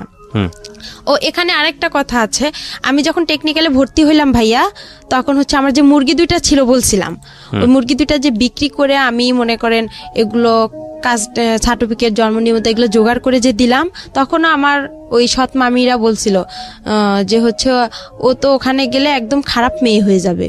ও যে খারাপ, গ্রামে কত ছেলের সাথে সম্পর্ক করে, আর ওখানে গেলে তো অনেক খারাপ হয়ে যাবে। তা আমি তাদেরকে বলছি যে আমি ওখানে গেলে কিছুই করব না, কেন আমি মনে মনে তো আলামিনের সঙ্গে কথা বলি। তখন আর আমি ওখানে কারোর সাথে সম্পর্ক করব। পরে আমার বাসা থেকে কিন্তু যাইতে দিবে না, টেকনিক্যালি কেউ ভর্তি হইতে দিবে না। আমার মাকে এ আইসা ও আইসা সবাই কানাকানি করে, আর আমার মা আমাকে অনেক মারধর করতো। পরে আমি স্যারদের হাত পা ধরছিলাম, এমন কি আমার স্যারের হেড স্যারের পা পর্যন্ত চিপে ধরছি, ধরে বলছি স্যার আপনি আমার বাসায় গিয়ে একটু বললে হয়তো বা আমার মা রাজি হবে। পরে যাই হোক স্যার এসে কিন্তু বলার কারণে আমার মা রাজি হয়েছিল। কিন্তু আমার মামিরা আমাকে গ্রামের কেউ বলেনি যে মেয়েটা ওখানে গেলে ভালো হবে বা মেয়েটা একটা কাজ শিখবে, নিজের পায়ে দাঁড়াইতে পারবে, আমাকে এই উৎসাহটা কেউ দেয়নি। তারপর ওখানে আমার কাজটা কমপ্লিট হওয়ার পরে আমাকে স্যারেরা চাকরি দিবে। আমার চাকরি করার জন্য আমার ফুপির বাসায় গেলাম, ছোট ফুপির বাসায়, আমার দাদার বাসায়। যায় ওদের কাছে আমার ফুপা আবার ইন্টার পাস। তা বললাম আপনি তো শিক্ষিত মানুষ, তো আপনি একটু কিছু ভালো মন্দ বুঝবেন। পরে ওনাকে ডাইকে আনলাম, ডাইকে আনার পরে উনি আসলো। আসার পরে স্যারদের সাথে কথা বললো যে আপনারা কোথায় চাকরি দিবেন, কি আসল বিষয়, মেয়ে মানুষ। তো পরে স্যারেরা বললো যে আমাদের অনেক মেয়ে আছে, শুধু ও না, আমাদের এই ব্যাচের অনেক মেয়ে যাবে। আচ্ছা। ও ভালো জানে, কেন ও তো এতদিন পড়ছে। আর আমাদের এটা এমন খারাপ কোনো প্রতিষ্ঠান না, এটা আমাদের একটা সংস্থান থেকে এটা হয়েছে, আপনি চাইলে যাচাই করতে পারেন। আর পরে এখন স্যার বলতেছে দেখেন ওর তো সৎমা, আমার সৎমাও কিন্তু ওই আমার টেকনিক্যালে গেছে। ওখানে যাওয়ার পরে যাই হোক পরে মাই কথাটা শুনতে পারছে। মা যখন শুনছে যে সৎমা বলছে আমার ফুপা যে ওর সৎমায় ওকে একটা ভালো কাজ দিন, আমার এই সৎমাই কথাটা শুনে আরো তার অবস্থা খারাপ হয়ে গেল। এভাবে আমি গাজীপুরে চাকরিতে আসলাম, গাজীপুরের নতুন বাজার, ওখানে আমি গার্মেন্টসে চাকরিতে আসলাম। আসার পরে আলামিনের সাথে আমার কথা হয়, কথা হওয়ার পরে এভাবেই আমার প্রায় অনেক বছর গার্মেন্টসে আমি 2 থেকে 3 মাস চাকরি করি। করার পরে আমার ভালো লাগে না, সব মেয়েরা পালায় পালায় চলে যাচ্ছে আমার সাথে যে মেয়েরা গেছে। আবার কিছু মেয়ে দেখতেছি আমার সাথে যারা ওখানে আছে তারা একটা মেয়ের দুর্ঘটনা ঘটছে, আমি ওই দুর্ঘটনা দেখে আরো বেশি ভয় পাইছি যে আমারও না কি হয়ে যায়। পরে আলামিনকে বললাম যে এরকম অবস্থা, তো কইতেছে তুই চলে আয়, গার্মেন্টসে ভালো মেয়েরা যায় নাকি। পরে আমি ওখানে ঈদে ছুটি পাইলাম, ছুটি পেয়ে আমি কি করলাম আমার যা জিনিসপত্র ছিল আমি সবগুলো নিয়ে চলে আসলাম। আসার পরে আবার আমি ইউসুফে গেলাম। ইউসুফে যাওয়ার পরে স্যারকে বললাম যে স্যার আমার তো ওখানে ভালো লাগতেছে না, আপনি আমাকে আবার একটা চাকরি দেন, আমি বাসায় কি করবো, নাহলে আমার বাসায় বিয়ে দিয়ে দিবে। পরে আলামিনও ছুটিতে আসলো, আসার পরে স্যার কি বলতেছে একটা মেয়ে আছে সেলিনা নাম, ওর সাথে তুমি কন্ট্যাক্ট করো, কন্ট্যাক্ট করলে দেখো একটা চাকরি পাইতে পারো। ও নারায়ণগঞ্জে ডাচ বাংলা প্যাক লিমিটেডে চাকরি করে, ওখানে ভালো ব্যাগের কোম্পানি, ওখানে যাও। পরে ওই মেয়েটার সাথে আমি যোগাযোগ করলাম, করার পরে মেয়েটা আমাকে নিয়ে গেল, আমি বলতেছি আপু আমাকে নিয়ে যাও। পরে আমার বাবা কি করলো, ওই মেয়েটা আমি ও ফের আর একটা ওর বোনকে নিল, নেওয়ার পরে 3 জনে আমি চলে আসলাম নারায়ণগঞ্জে আসার পরে ওখানে আমার কয়েকটা দিন ডিউটি করলাম, 1 সপ্তাহ ডে 1 সপ্তাহ নাইট। ওখানেও আমার খুব কষ্ট লাগছিল, আমি ডিউটি করতে পাইতেছি না, হঠাৎ করে নাইট করব, খুব ক্লান্ত লাগতেছে। বয়স কত আপনার যখন এই কাজগুলো করছেন? তখন আমার বয়স হাইয়েস্ট হলে আমার বয়সটা আমি বলতে পারবো না, কিন্তু কোন ক্লাসে পড়ার বয়স? 6-এ। 6-এ থাকা অবস্থায় ঘটনাগুলো ঘটছে। 6-এ তখন 1 বছর আমার গিয়ে হয়ে গেল, তাহলে 7 ক্লাস 6-7 এর বয়স। 7 বয়সের কথা। তখন এইভাবে আর কি মনে করেন ওখানেও যে ডিউটি করলাম, করার পরে এখন আমার বাসা থেকে আমার ফোন গেল, যাওয়ার পরে আমি ফোন গেল আমার আলামিন ফোন দিল, দিয়ে বলতেছে তোর বাবা মা সারাসারি হয়ে গেছে। আচ্ছা, আমি শুনে অবাক হয়ে গেছি, আমি খুব মানে ভেঙে পড়ছি। ভেঙে পড়ার পর আমাকে ওই সেলিনা আপু বলতেছে যে তোমার কি হয়েছে একা। তো আমি বলতেছি আপু এরকম বিষয়, আমি এখন কোথায় যাব। আমি তাকে পুরো ঘটনাগুলো বললাম, তার সেও কষ্ট পাইতেছে, বলছে আচ্ছা তুমি কোনো টেনশন করো না, আমার বাসা আছে, তুমি এখানে চাকরি করতে থাকো। পরে আমি এই টেনশনে আর চাকরি করতে পারি না। আর আলামিনের সঙ্গে আমি দিনরাত কথা বলি, মানে রাতের 8টা বাজে যদি ওর সাথে আমি কথা ধরি, আপনার দেখা যায় যে আমি ভোর 6টা পর্যন্ত ওর সাথে কথা বলতাম। আর কিন্তু ডিউটিতে যাইতে পারতাম না, পালায় পালায় থাকতাম, আমি ডিউটি করতে পারতাম না।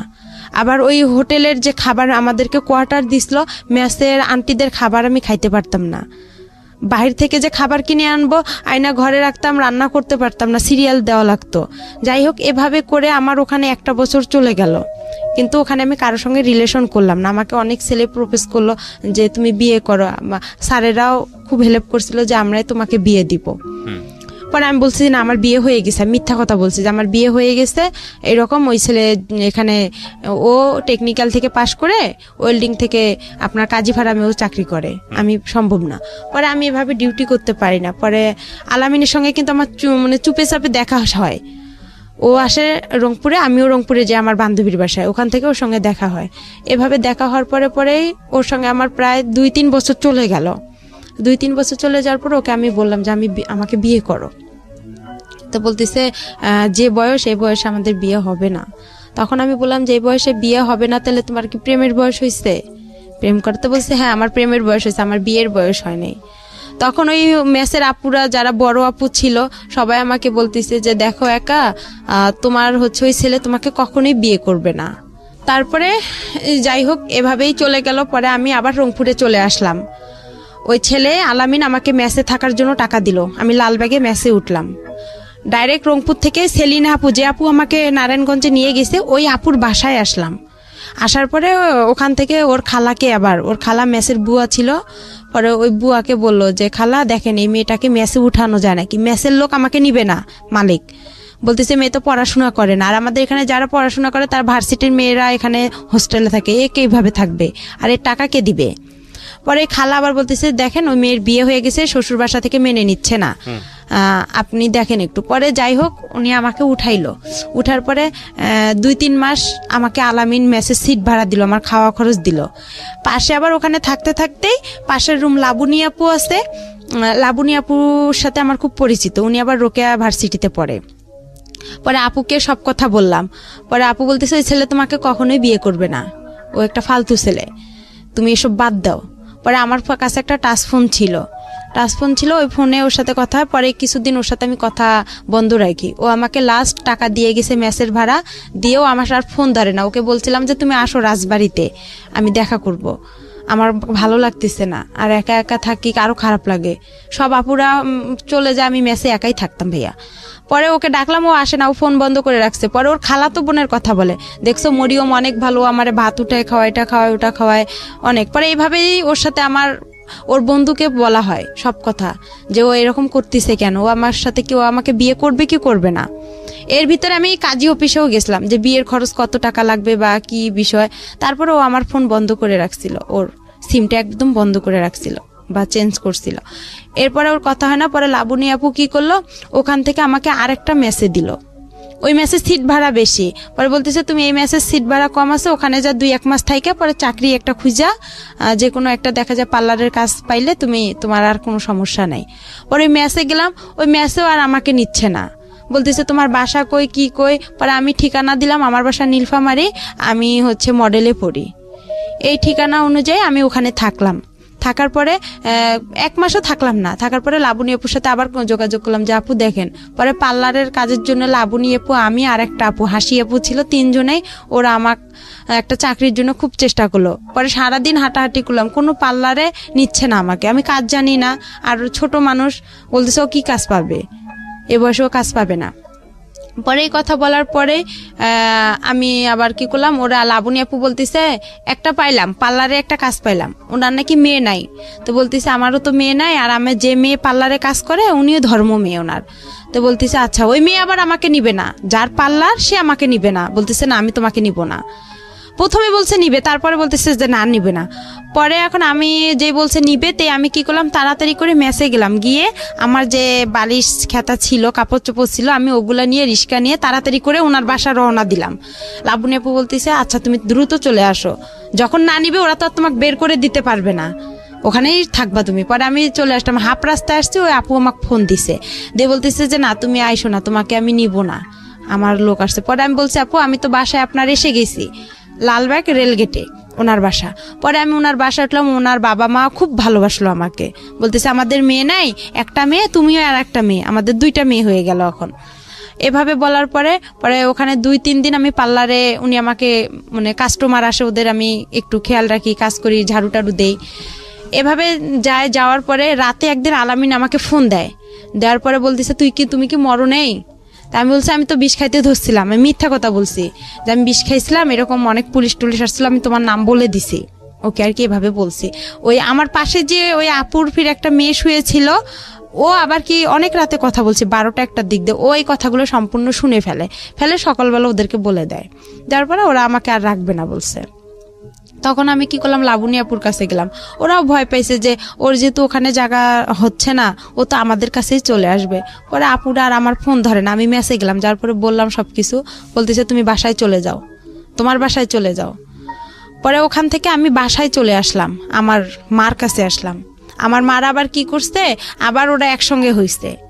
এর মাঝে যে ছাড়াছাড়ি হয়েছে, হওয়ার পরে তারা আবার একসঙ্গে হয়েছে, আমি কিন্তু জানি না। কিন্তু তাদের সাথে আমার 2-1 দিন কথা হয়েছে। হওয়ার পরে তাদেরকে আমি বললাম যে আমি তো এরকম নারায়ণগঞ্জ থেকে চলে আসছি। প্রথমে জিজ্ঞাসা করে তুমি কতগুলো টাকা ইনকাম করছো, আমার বাবা আর আমার মা জিজ্ঞাসা করে। তো আমি কই আমি তো অসুস্থ ছিলাম, আমি পারিনি ইনকাম করতে। তখন আমার মা কয় আমার ভাইয়ের ছেলের সাথেই তো সারাদিন কথা বলো, তো ইনকাম করবা কই থেকে? তখন আমি বললাম আমি অনেক অসুস্থ, আমি বাসায় যাব। পরে তারা বলতেছে আচ্ছা ঠিক আছে আসো। পরে যাই হোক আমি বাসায় আসলাম। আসার পরে আবার আমাকে ঢাকায় পাঠানো হইলো গার্মেন্টসে। আমার মা বলতেছে বাসায় থেকে কি করবা? পরে ওখানে আমার এক চাচা চাচি আছে, ওনাদের কাছে গেলাম ভাই, আমি যাই ওখানে গার্মেন্টসে ভর্তি হইলাম।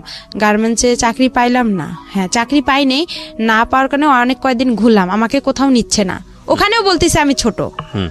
ওখানে আবার কয়েকদিন থাকলাম, থাকার পরে ওখানেও এক ছেলেকে পছন্দ করলাম, যে আলামিন তো আমার সাথে সম্পর্কই করতেছে না। তো ওখানে আর এক ছেলেকে পছন্দ করছিলাম, এটা আমার দাদাবাড়ির এলাকারই, নাম রতন ছিল, ছেলেটা ইন্টার পাস ছিল। ও আর কি বাসা থেকে রাগ করে গার্মেন্টসে কাজের জন্য গেছিল। পরে আমার সাথে দেখা হয়, ওকে আমি আর কি বলি যে আপনাকে আমার খুব ভালো লাগে, আমি আপনার সাথে রিলেশন করতেছি, আমি এইভাবেই ডাইরেক্ট ওনাকে বলছি। তো উনি আবার কি করছে, ওর যে ভাই ছিল, ওর খালাতো ভাই, ওর বাসার আমার বাসা একসঙ্গে, ও আবার আমার বড় আব্বার ছেলে হয়, ওর খালাতো ভাই। পরেও বলছে ও তো আলামিনের সাথে এরকম হয়ে গেছে। পরে রতন বলতেছে না আপনি যেহেতু আগে রিলেশন করছেন আমার পক্ষে সম্ভব না। তখন ওটাও আমার ক্লোজ হয়ে গেল। পরে আমি চাকরি পাইতেছি না। পরে আমার কি ওই যে চাচা চাচির কাছে আমি থাকি, ওনারা আবার কি করলো, আমাকে ওই যে চাচার কাছে আমি প্রথমে গেছি, সে চাচা আমাকে রাতের বেলা, আমি তো চাকরি পাইনি, ওনার মেয়ে আছে, ওয়াইফ নাই, ওয়াইফ সাইরা দিছে, মেয়েটা আমার সাথে একটু বড় হবে 1 বছর, ও গার্মেন্টসের চাকরি পাইছে। ওর বাবা হঠাৎ করে রাতের বেলা মেয়েটা ঘুমাইছে, উনি আইসা হাত দিতে চাচ্ছে মানে মুখে, মনে করছে আমি অনেক ঘুমাই গেছি, কিন্তু আমি তো ঘুমাইনি। তখন আবার আমি হচ্ছে ফেসবুকও চালাইতাম হালকা পাতলা, অতটা বুঝতাম না, মেসেঞ্জার করতাম বা নাটক টাটক দেখতাম।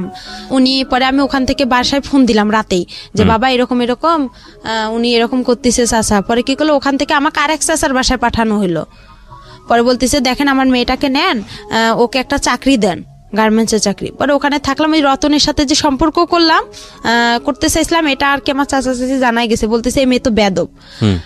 আর আমি কথা বলি ফোনে বেশি, আচ্ছা আমার ফোনে তখন অনেক রং নাম্বার আসছিল, তো আমি কথা বলতাম। পরে আমার যে চাচা চাচি ওটা পছন্দ করতো না, পরে আমাকে কি করলো, ওখান থেকে ওরা বাসায় পাঠার কথা বলছিল। পরে আমি ওখানে পেপারে দেখলাম ফার্মে, কাজী ফার্মে নিয়োগ দিছে। পরে আবার আমি ওদেরকে বললাম যে এরকম চাচি কাজী ফার্মে নিয়োগ দিছে, আমি এই চাকরিটা অনেকদিন ধরে করতে চাই, আমার খুব ইচ্ছা, এখানে নাকি অনেক স্যালারিও দেয় ভালো, কাজও কম। পরে যাই হোক, ওখান থেকে এখন বাসায় আসবো, টাকা নাই গাড়ি ভাড়ার। পরে আলামিনকে ফোন দিছি যে আমি এরকম অবস্থায় আছি, আমার কিছু টাকা দেও। আবার আমাকে 1500 টাকা দিছে। ওই টাকা দিয়ে আমার চাচা সহ আমরা বাসায় চলে আসলাম। বাসায় আসার পরে আমার মা বাবা অনেক অস্থির হয়ে গেছে, মানে আমাকে মারবে না ওরা কি করবে, মানে ওরা বুঝে উঠতে পারতেছে না। পরে কিছুদিন যাওয়ার পরে একটা হচ্ছে আমি আপনার কাজী ফার্মে বললাম যে এরকম নিয়োগ আসছে, আমার চাচাকে আবার বললাম যে চাচা যাই হয়েছে, আমি রতনের সাথে যেটাই করছি, বা আপনার আমি হাত জোর করে আপনি বাসায় যায় মা বাবাকে একটু বুঝা বলেন আমাকে যাতে একটু পরীক্ষাটা দিতে দেয়। আমার একটা ছাগল ছিল, ওই নারায়ণগঞ্জে যখন আমি আসলাম না ওখান থেকে ঢাকা থেকে, তখন ওই যে আলামিন যে আমাকে মেসেজ যে টাকাটা দিছিল, ওখানে আমার কিছু টাকা ছিল, ওইটার আমার একটা নাকের নথ ছিল, ওই নথটা বিক্রি করে আমি একটা ছাগল কিনছিলাম। তো এই ছাগলটা ছোট ছিল, অনেক বেশ বড় হয়ে গেছে, 5000-6000 টাকা হবে। পরে এখন আমি যে ফার্মে পরীক্ষা দিতে যাবো, আমাদের কাছে কিন্তু কোনো টাকা নাই। আমার মা আবার আসলো রংপুরে আমার নানার বাসায় বেড়াইতে। যাই হোক ওখানে আসলো, আসার পরে আমার বাবা আর আমি কি করলাম, পরীক্ষা দেওয়ার জন্য আমরা যাব হচ্ছে কুড়িগ্রামে।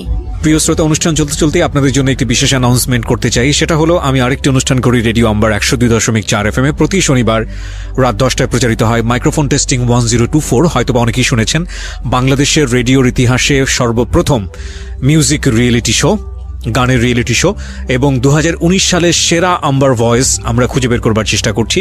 সেখানে আপনি অডিশন দিয়ে সেখানে আপনি অংশগ্রহণ করে সেরা আম্বার ভয়েস হতে পারেন। আপনি যদি মনে করেন যে আপনি খুব ভালো গান করেন কিন্তু সে অর্থে তেমন কোনো প্ল্যাটফর্ম কোথাও পাননি, তাহলে ছোট্ট একটা অডিশন দিতে হবে আপনাকে। ফোন করে আপনাকে গাইতে হবে একটা গানের 2টো লাইন বা 3টে লাইন আপনি আমাদেরকে গেয়ে শোনাবেন এবং আমরা আপনাকে ডাকবো, নিশ্চয়ই ডাকবো। ওকে, ফোন নাম্বারটি আমি বলে দিচ্ছি। ফোন নাম্বারটি হচ্ছে 09611001024। আমি আবারও বলছি, ফোন নাম্বারটি হচ্ছে 09611001024। যদি আপনি মনে করেন আপনার কণ্ঠ সারা দেশের মানুষের কাছে যাওয়া উচিত, আপনি সেরকম গাইতে পারেন, তাহলে যোগাযোগ করুন এবং অংশগ্রহণ করুন মাইক্রোফোন টেস্টিং 1024-এ।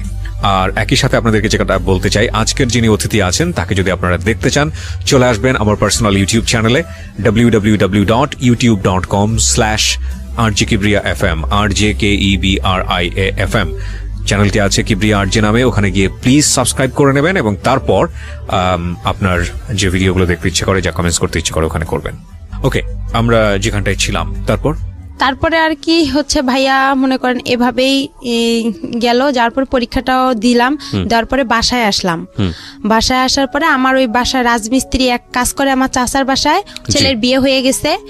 বিয়ে হয়ে যাওয়ার পরে ওই ছেলের সাথে আর কি আমার মা আমার বিয়ে দেওয়ার জন্য খুব চেষ্টা করার পরে হচ্ছে আমি বলি যে না, আমি বিয়ে করব না। আমি তখন আমার একটা টাচ ফোন ছিল, ওটা বিক্রি করতে চাচ্ছি, যে বিক্রি করে আমি আর ওই যে পরীক্ষা দিব, পরীক্ষার রেজাল্ট ভালো বের হলো, ওখানে আমি চাকরি করব। তো যাই হোক ওটা আর হয়নি। পরে ছেলেটাকে দিয়ে আমার বিয়ের জন্য খুব চেষ্টা করেছিলাম, আমি বিয়ে করবো না। তখন আবার আলামিন আমাকে তার 2 দিন পরে ফোন দিছে। আলামিনের সাথে আমার কথা হয়েছে। কথা হওয়ার পরে আমার যে দাদি অন্ধ ছিল তাকে আমি রান্না করে দিতে গেছি। আমার বাবা আবার আমার দাদিকে পছন্দ করে না, রান্না করতে কেন গেছি এটা নিয়ে আমাদের বাসায় একটু হালকা পাতলা কথা হইতে হইতে মারধর শুরু হয়ে গেল। আমাকে বাসায় বৃষ্টি পড়ছে, আমাদের টিনের ঘর ছিল, বৃষ্টি পড়ে খাট ভিজে গেছে বিছানা। তো এখন আমার মা বলছে ওইটা উঠাই ফেলাও। তো আমি বলতেছি এতটুক ভিজাতে কিছু হবে না। এই সামান্য একটা কথা নিয়েই আমাকে তারা অনেক মারধর করলো, অনেক এমনভাবে মারধর করলো যা মানে ও গাছের যে মোটা ডালগুলো আছে ওই ডাল দিয়ে অনেক মারছে। মারতে মারতে আমি যে টিনে ঘরের যে একটা কোনাচি থাকে, কোনাটা মানে টিনের 2 সাইড দিয়ে বের হয়ে আমি চলে গেলাম। মানে আমাকে লাঠি দিয়ে এমনভাবে ঘুতানো হচ্ছে যে আমার মানে শরীর মানে ছিদ্র হয়ে যাচ্ছে। এভাবে বের হলাম, হওয়ার পরে সকাল আমার কেউ আসলো না আগাইতে। পরে আমার বড় আম্মা বলতেছে মেয়েটারে এভাবে মাইরা ফেলাইতেছে, তুই দেখতেছিস না? আমার সৎমারে বললো, আমার ভাই আর সৎমা ভ্যানের উপরে বসে আছে, কেউ কিন্তু আমাকে আগাইতে জানে। পরে আমার ওই বড় আম্মা এসে দরজা, একরামুল তুই দরজা খোল, মেয়েটারে কি মেরে ফেলবি, এভাবে বলার পরে দরজাটা খুলে দিল। পরে সকাল হয়েছে, হওয়ার পরে আমি আবার কি করছি, আমার মার সাথে আবার সকালে আবার আমার বাবা ঝগড়া লেগে গেছে। লাগার পরে পরে আবার কি করছে আমার বাবা, বলতেছে তুই চলে যা। আমার মা চলে যাবে দাদার বাড়ি, নানার বাসায় ওনার ছেলেকে নিয়ে। তখন আমি বলতেছি আমিও আমার মার কাছে চলে যাব, আমার নিজের মার কাছে চলে যাব, আমার মোবাইলটা নিয়ে দেন, আমি মোবাইলটা বিক্রি করলে আমার টাকা হবে, এই টাকা নিয়ে আমি চলে যাব। এভাবে বলার পরে দেখা যায় আমার বাসায় আর কি আমার ওই গ্রাম অঞ্চলে আমার যে দাদা ছিল বিচারক, উনি এসে আর কি যাই হোক করতেছে, দরকার নেই কেউ কারো কোথাও যাওয়ার দরকার নেই, একরামুল তুই ভালো হ, মেয়ে এখন একটু বড় হয়েছে, বিয়ে শাদীর ঘর আসবে, এখন তুই ভালো হ। হওয়ার পরে এভাবেই যাই হোক হয়ে গেল। হওয়ার পরে চুপচাপ সবাই সন্ধ্যা লাগছে, সন্ধ্যার সময় আমার বাবা দোকানে গেছে, ভাই বাহিরে, মা রান্না করতেছে। আর আমার মা আবার ওই যে রংপুরে আমি যেদিন পরীক্ষা দিতে গেলাম সেদিন আমার মা ওখান থেকে ঘর বিক্রি করে 5,000 টাকা নিয়ে আসছে। ওখানে যে আমার আগের ঘর বাড়িগুলো ছিল রংপুরে নানার বাসায়, ওগুলো সব বিক্রি করে চলে আসছে ওরা। তখন ওই 5,000 টাকা নিয়ে আসছে। ওই 5,000 টাকা আমি কি করছি, ওই ছেলেকে আমার চাচিকে বলছি যে চাচি ওই ছেলেটাকে বলেন তো, আমার আর মারধর ভালো লাগে না, আমার খারাপ লাগতেছে অনেক। খুব কান্না করছি তার কাছে। করার পরে সে পরে বলতেছে, আমি বলতেছি রানাকে বলেন, ওই যে ছেলে মিস্ত্রি ওর নাম ছিল রানা। পরে আমি বলতেছি রানাকে বলেন আপনি, দেখেন ও আমাকে আমার মার কাছে রেখে আসবে নাকি। কয় কি না, তুমি এই কথা বললে কি সে তোমাকে নিয়ে যাবে, তুমি বলতে হবে যে আমি তোমাকে বিয়ে করলে সে তোমাকে আগায় রেখে আসবে, আর 5,000 টাকা দিয়ে কি হবে। এই কথা বলে আমি বলতেছি আচ্ছা ঠিক আছে, আমার নাকের নটটা আছে, এটা আপনার কাছে রাইখেন, এটা আপনি বিক্রি করে নিয়েন। আমি ভাবলাম যে সবারই তো একটু না একটু লোভ আছে। পরে এভাবে সন্ধ্যা লাগছে, আমার সবাই দিক ওদিক হয়েছে, আমি 5,000 টাকা নিছি। আর আমার ব্যাগের কাপড় চোপড় আগে থেকে আমার ওই চাচির ঘরে ছিল, ওই কাপড় চোপড় নিয়ে ছেলেটা আসছে সন্ধ্যার দিক দিয়ে। ছেলেটা আগে থেকে বাহিরে ছিল, ও মানে সাইকেল নিয়ে। পরে ওই ছেলেটা আসছে সন্ধ্যার দিক দিয়ে আমি ছেলেটার সঙ্গে চলে গেছি। ছেলেটা অনেক জোরে মানে ভয় পাচ্ছে। আর আমার আব্বু একটু মানে পুলিশ থানায় করতো, আওয়ামী লীগ করতো। পরে সে কি করছে, আবার খবর পাইছে সঙ্গে সঙ্গে যে আমি বাসা থেকে খোঁজাখুঁজি করছে আমাকে। মা দেখছে আইসা টাকাও নাই, আমি তো পালাই আসছি। পরে ছেলেটা অনেক জোরে সাইকেল চালাইতে এক বাসায় এসে বলতেছে একে একটু ভ্যানে উঠাই দেন। পরে আমাকে ওখানে আবার অনেক পুলিশ, গ্যাঞ্জাম হচ্ছে রাস্তায়। ছেলেটা আবার খুব ভয় পাইতো, মানে একটু মূর্খ ছিল, খুব পুলিশ ভয় পেতো।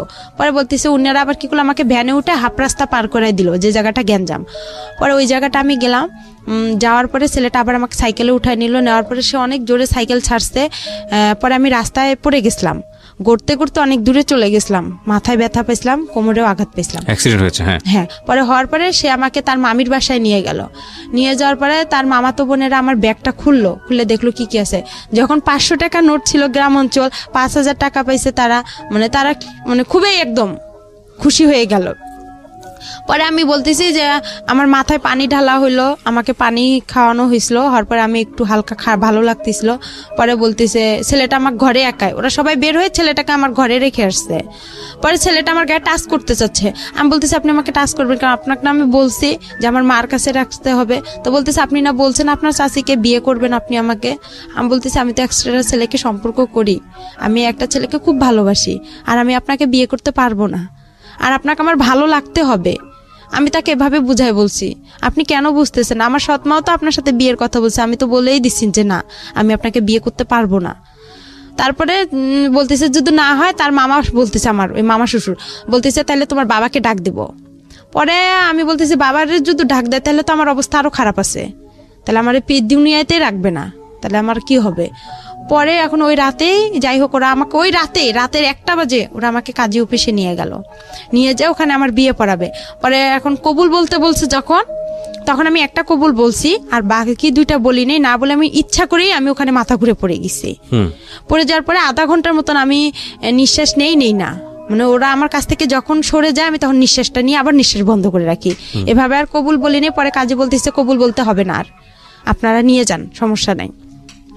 পরে তার বাসায় আর সরাসরি আনে, তার বোনের বাসায় রাখছিল আমাকে। ওখান থেকে সকালবেলা আমাকে ওই ছেলে নিয়ে আসছে।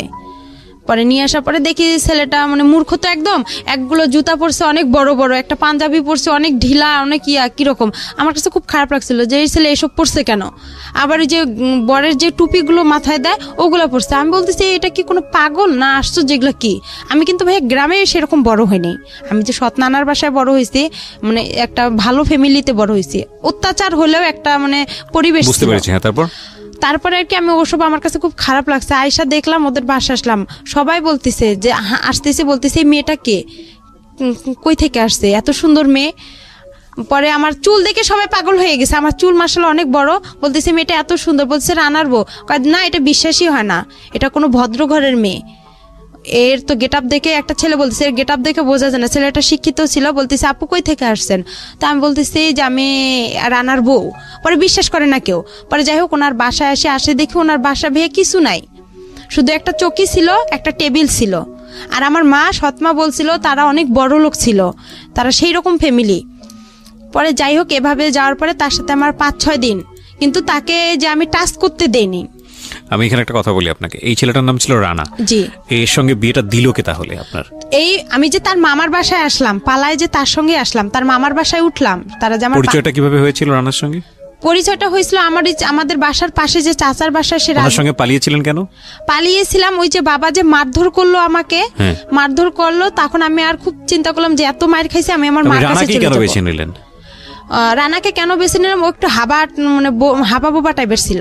আচ্ছা, তো আপনি হাবা গোবা মনে করে ওর হাত ধরেছেন, ও আপনাকে হাবা গোবা বানিয়ে দিয়েছে। যাই হোক তারপরে যাই হোক ওই 5,000 টাকার কারণে ওরা আমাকে এরকম করছে। পরে যাই হোক আমি যখন আসলাম, পরে আসার পরে একটা মহিলা আমাকে জিজ্ঞাসা করতেছে তুমি কি এটা ইচ্ছা করে বিয়ে করছো না, এটাতে কোনো সমস্যা আছে? আমি চুড়ি পরতেছি না, নাকে ফুল পরতেছি না, আমি বলতেছি আমাকে এসব ভালো লাগে না, আমি এসব পরবো না। তখন বলতেছে কেন পড়বা না, ওই আমার খালাটা বলতেছে, ওর খালা শাশুড়ি। তো আমি বলতেছি যে আপনাকে একটা সত্যি কথা বলবো। তো বলতেছে বলো। আমি বলতেছি আমার বাসা এখানে, আমি এভাবে আসছি। তখন বলতে আমি তার পা চিপে ধরছি, ধরে খুব কান্না করছি ভাইয়া, মানে এতটা পরিমাণের কান্না করছি যে আমাকে আপনারা একটু হেল্প করেন, আমি ওর সঙ্গে থাকবো না। তখন আমার কাছে ফোন টোন কোনো কিছুই ছিল না। আর ওখানে আরেকটা বিষয় যে আমি যখন ওই ছেলেটা আমার ঘরে একা টাচ করতে গেছিল ভাইয়া, আমি বললাম যে আপনি আমাকে টাচ করেন, আপনার সাথে তো আমার বিয়ের কথা না, আপনি তো আমাকে মার কাছে রেখে আসবেন, আপনি কেন এসব করতেছেন? তখন বললো যে আপনার বাবাকে ডাক দিব। পরে তখন আমি কি করলাম, কাজী ফার্মে ফোন দিছিলাম। কাজী ফার্মে ফোন দিয়ে ওখানে এক প্রদীপ নামে ভাইয়া ছিল, ওর কাছে কথা বললাম যে ভাইয়া আমি এরকম সমস্যায় পড়ছি, আপনি কি বলেন? আমি পারবো না, আমি আমার মার কাছে যাবো, নাহলে আলামিনকে একটু বলেন না কষ্ট করে, ও আমাকে এখান থেকে নিয়ে যাক, নাহলে আমাকে বিয়ে করুক। বলতেছে না, ও তোমাকে কখনোই বিয়ে করবে না, তুমি এসব বাদ দিয়ে দাও, ওই ছেলেকেই বিয়ে করো। পরে এভাবে বিয়েটা হয়ে গেল। হওয়ার পরে আমি যখন ওই যে আসলাম, আমার খালা শাশুড়ির সবকিছু বললাম। পরে ওনার পা চিপে ধরছিলাম, ধরার পরে বললাম যে এরকম দেখেন আমাকে একটু সহযোগিতা করেন। পরে ভাইয়া ওখানে 2 দিন থাকার পরে ছেলেটার মার সাথে আমার ঝগড়া লেগে গেল। আমাকে বলতেছে তুমি আমার ছেলেকে আমার কাছ থেকে কাইরা নিছো। আমি কই আপনার ছেলে আমি কাইরা নিছি, এটা সত্যি কথা, আমি আপনারা বেশি কিছু করবেন, আমি নারী নির্যাতনের কেস করব। আমি আপনার ছেলেকে বিয়ে করিনি, আর আপনার ছেলের সঙ্গে আমি থাকবো কিসের জন্য? আমি ভালোবাসি আলামিনকে। তখন ওখানেও আলামিনের সাথে আমার কথা চলে ওই খালা শাশুড়ির মোবাইল থেকে। পরে আলামিন সবকিছুই খালা শাশুড়ির বলে নতুন জীবন শুরু করছে, সংসার করো। 5 দিন তার সাথে আমার খাওয়া দাওয়া হয়, ওর সাথে সেভাবে খাওয়া দাওয়া না। ওর সাথে একটা ঈদ হয়, আমার কুরবানি ঈদ হয়। কুরবানি ঈদে সে আমার কোনো কাপড় চোপড় এনে দেয় না, শুধু আপনার কম দামি একটা জামা, একটা সালোয়ার এনে দেয়, ওইটা দিয়ে আমি ঈদ করি। করার পর আমি বলছি ঈদের পরে ওকে আমি ছেড়ে চলে যাব, আমার খালা শাশুড়িকে বলছি। এই নিয়ে আমার বিচারও বাসায় বসছিল। পরে আমার বাবা মাও মাইনা নিছিল ওই ছেলেকে নিয়ে।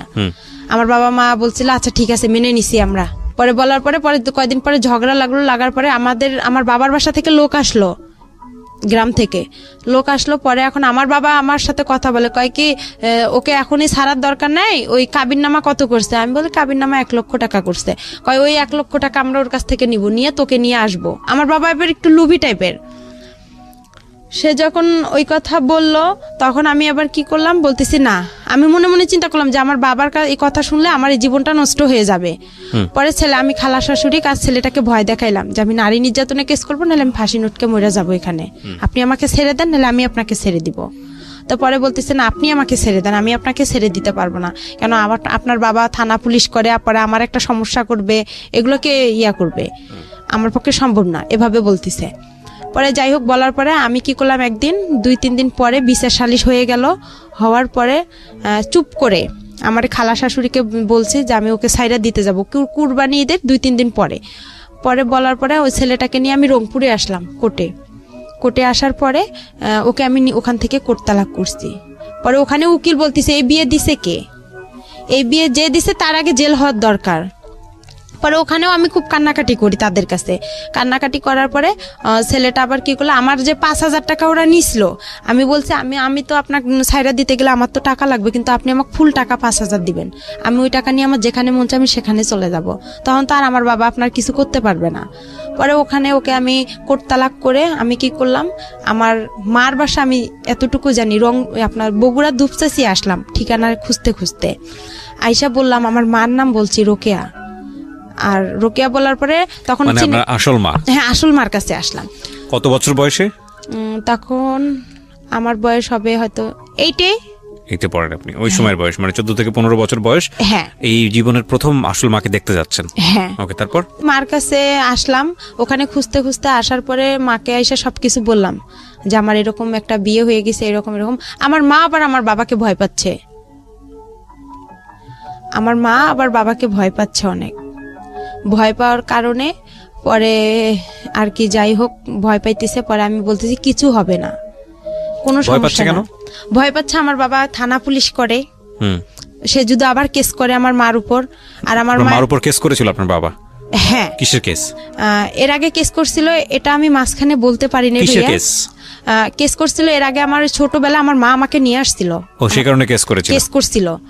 আপনার মা এই জন্য ভয় পাচ্ছে যে তুমি আবার আসলা, এই কারণে আবার কেস টেস না। হ্যাঁ, আবার কেস টেস করে, আমি এসব জড়াইতেছে না। আর আমার মা তখন আবার বিয়ে করতে চাচ্ছে। আপনি যখন গেছেন তখন বিয়ে করতে চাচ্ছে? হ্যাঁ, আমার মা আবার বিয়ে করতে চাচ্ছে। ওকে, তারপর বিয়ে করতে চাচ্ছে। একটা জিনিস খেয়াল রাখবেন, একটা কথা আছে না যে ওই গানটার মতো জলে ভাষা পদ্ম আমি, ঠিক জলে ভাষা পদ্মের মতো গল্পটা আসলে। একটা মেয়ে যদি ফ্যামিলি না থাকে তার, তাহলে সে কিভাবে কোথায় কোথায় যায়, এবং ভাসতে ভাসতে তার কোথাও ওঠাই হচ্ছে না, না নিজের বাবার কাছে, না সৎ মায়ের কাছে, না নিজের মায়ের কাছে, এবং পরিবার তো নাই, সমাজ তো আরও অনেক জটিল একটা জায়গা। এগুলো আসলে নতুন না জীবন গল্প, এটা বহুবার এসছে, বিভিন্ন অ্যাঙ্গেল থেকে এসছে, সমাজের বিভিন্ন শ্রেণীর মানুষের গল্প বিভিন্নভাবে উঠে আসে। কিন্তু একটা মেয়ে নির্যাতিত হলে সে যে ক্লাসেই বসবাস করুক না কেন, তার গল্পটা আসলে সেম। বলেন তারপরে যাই হোক ওখানে আসলাম, মা সবাই আমাকে ভয় পাচ্ছে, তো বড় হয়ে গেছি, টাকা পয়সা অনেক লাগবে, অনেক কিছু বিষয় আছে এখানে। তখন মা কি করলো, বলতেছে দরকার নেই। তখন আমার মার ফোনে আবার একজন ছেলে ফোন দেয়, তখন আরো বেশি কষ্ট লাগলো। আরে আমি তো মার বয়সের, এগুলা কাজ করার কথা আমার, আর এই কাজগুলো আমার মা করতেছে, খুব কষ্ট লাগছিল। লাগার পর আমার মা কি করলো, আমার মামির কাছে পাঠাই দিল, খিলগাঁও তালতলা, এখানে আবার আমার মামি থাকে, উনিও গার্মেন্টস করে, ওখানে পাঠাই দিল। দেওয়ার পরে ওখানে মামির কাছে আসলাম। আসার পরে মামির ওখানে আসলাম, মামিও মনে করেন চাকরি করে গার্মেন্টসের। আর ওই মামির মেয়ে, ছোট মেয়ে আছে, উনি আবার হচ্ছে ডাক্তারি চাকরি করে, কিন্তু ওরা একটু লুবি টাইপের। আমার মা আবার রিং দিছিল আমার কানের। আমি যখন আমার নিজের মার কাছে গেলাম ভাইয়া, তখন আমার মা রিং, নুপুর দিছিল, একটা আংটি, চেন, মানে আর কি জিনিস, স্বর্ণের জিনিস দিছিল। তখন এগুলো আর কি করলো, আমার মামি বিক্রি করলো। আমি তো গার্মেন্টসে চাকরি পাইতেছি না, তখন চাকরি হচ্ছে না। পরে কি করলো, আমার সাথে খুব ঝগড়াঝাটি হয়ে গেল, খুব অশান্তি শুরু হইলো। অশান্তি হওয়ার পরে আমার মামাতো বোনটার কাছে গেলাম। আমার মামাতো বোনের বিয়ে হয়েছে আবার ওখানেই, ওনার মেয়ের। পরে ওনার কাছে গেলাম, যার পর ওনার শ্বশুর শাশুড়ি আমার খুব ভালোবাসলো, অনেক আদর টাদর করে। থাকার পরে ওখানে দেখা যায় 1 মাস থাকলাম। থাকার পর আমার চাকরি হচ্ছে না, মামি কি খাওয়ায় না খাওয়ায়, এই এক কথায় দুই কথায় তার সাথে আমার খুব অশান্তি শুরু হয়ে গেল। আর একটা জিনিস, আমার মামা আসতো, আমার মামার আবার ছিল 2টা বউ, বড় বউ ছিল, উনি আবার ছোট বউ, আমি ছোট বউয়ের কাছে ছিলাম, ওখানে আসতো। তো আমি যে ভাগ্নি, তারা যে একটা ফিজিক্যাল রিলেশন হইতো, এটা আমার খুব খারাপ লাগতো। আমি তো তাদের মেয়ের বয়সের, আমার সামনে করতো, আমি তো বুঝতাম, হালকা পাতলা বুঝতাম, কিন্তু তারা বুঝতো না যে আমি তার ভাগ্নি বা তার ননদের মেয়ে। এগুলো আমি কি করতাম, আশেপাশে যে ভাড়াটিয়া ছিল তাদের কাছে বলতাম। তারা আবার কি করতো, অনেকে ভালো ছিল অনেকে খারাপ ছিল, এইটা নিয়ে আবার আমার মামির সাথে ঝগড়া হইতো। হওয়ার পরে এক কথায় দুই কথা আমার মামি আমাকে বলছে তুই চলে যা। তখন আমি চিন্তা করছি আমি কই চলে যাব। তখন আমি কি করলাম, ওই যে আমার যে মামাতো বোন আছে ওর বাসা হচ্ছে আপনার মগবাজারে, ওই মগবাজারে ওর আবার শাশুড়ির বাসার পরের আর একটা বাসা আছে। ওই আন্টিকে বললাম যে আন্টি এরকম এরকম ওখানে তো আমার হচ্ছে না, তো আপনি আমাকে এদিকে একটা মেস ভাড়া করে দেন, আমি যাই হোক যা বিক্রি করে হলেও দিব, আমার যা কাপড় চোপড় আছে বা যাই হোক আমি মানুষের বাসায় কাজ করে হলেও থাকবো, কিন্তু ওখানে আমি থাকতে পারবো না। আর আমার মামির মানে কিছু রং ছিল। তারপরে যাই হোক এভাবে আমি ওখান থেকে ওখানে আরেকটা বাসায় আসলাম। আসার পরে ওখানে আর আমি কি বিদেশ যে মানুষ পাঠায় বিদেশ বাসা পাইলাম, মামির বাসা থেকে আরেক মেসে আসলাম। ওই মহিলা আবার আমাকে নিবেন, ওখানে আমার মামাতো বোন আমাকে অনেক মারছিল। মারার পরে ওই ওখানে আসলাম। আসার পরে আর কি যাই হোক ওখান থেকে আমি এক গার্মেন্টসের চাকরি পাইলাম। পাওয়ার পরে আবার আমি কি বিদেশে যে মহিলাদেরকে পাঠায় মেয়েদেরকে, তা আমি এতটা বুঝতাম না। পরে ওখান থেকে মানুষের খোঁজে পাইলাম যে মেয়েদেরকে বিদেশে পাঠায় আপনার ডান্সের জন্য। তো আমি আবার ডান্স পারি, তা আমি ভাবলাম যে আমি যেহেতু ডান্সে যাই দুবাইয়ে, তাহলে তো আমি ভালো টাকা ইনকাম করতে পারবো, আমি তো ডান্স পারি। পরে ওই বাসায় আমি যে বাসা থেকে ওই বাসায় আন্টি বলতিছে যে তুমি খারাপ জায়গায় যাবা, আমার বাসা থেকে এখনই চলে যাও, বের হয়ে যাও। তখন আমি আবার ওই কাজী ফারামে আলামিনের সাথে আমার এসব সব বন্ধ হয়ে গেল। এই আপনি বর্তমানে আপনার হাজবেন্ডকে নিয়ে স্টুডিওতে আসছেন, ওনাকে বিয়ে করেছেন কত বছর যাবত? ওনার বিয়ে করে আমার 3 বছর হয়ে গেছে। 3 বছর হয়ে গেছে। এনার সঙ্গেও কি আপনার এই ভদ্রমহিলা যার গল্প বলছিলেন তিনি বিয়ে দিয়ে দেয়? হ্যাঁ, তিনি আমাকে বিয়ে দিয়ে দিয়েছে। তো ইনি বিয়ে দিয়ে দেয় এবং 3 বছর সংসার করছেন তার সঙ্গে, তিনি কি জানে পুরো গল্পটা জানে আপনি আজকে যেটা বললেন এখানে? হ্যাঁ, সে পুরো আমার ইতিহাসটা জানে, আমি তাকে সম্পূর্ণ খুলে বলছি। আর সে আমার একটা কথার কারণে নাকি সে আমাকে বিয়ে করছে।